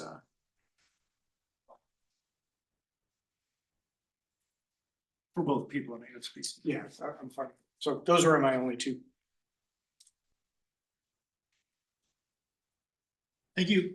With that, at 10:27. John. Oh, we got, oh, wait a minute. There's a whole other. I knew I was going fast for a reason. I'm sorry. I'm not adjourning. I am. If you're closing that item, I would like to certainly thank SFEI. They have put a lot of work into this, obviously, and their collaboration with staff has really been spot on. So appreciate the work. Thank you. Yes, the quality of work shows something. Is there any more agenda? Yeah, yes, I'm sorry. I was jumping the closure of. As much as I appreciate that, I just want to give you a couple quick updates. Please. So Allison and staff have been working to schedule some additional meetings. Thank you all for your responding to that. So the October 29th PRC date, that was a necessary meeting for our city attorney's office based on state law. And this is gonna be for a heritage tree appeal. And it's a situation that we haven't seen before.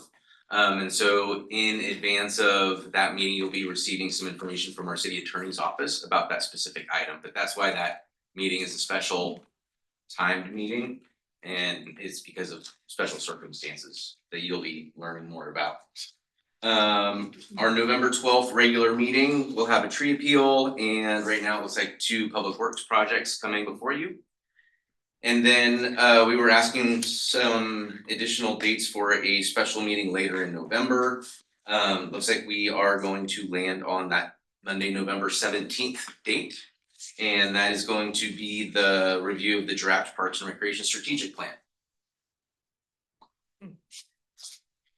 And we'll be updating our websites today and tomorrow and getting information out to the community about that. That's all I have. And I would like to thank you all. The feedback really, it exceeded my expectations. So thank you for being so sort of thoughtful. Taking the time to give that. It really did. There was some really good stuff in here. Thank you. Allison, am I missing anything? Then at 10:29, I will adjourn the meeting. Thanks, everybody.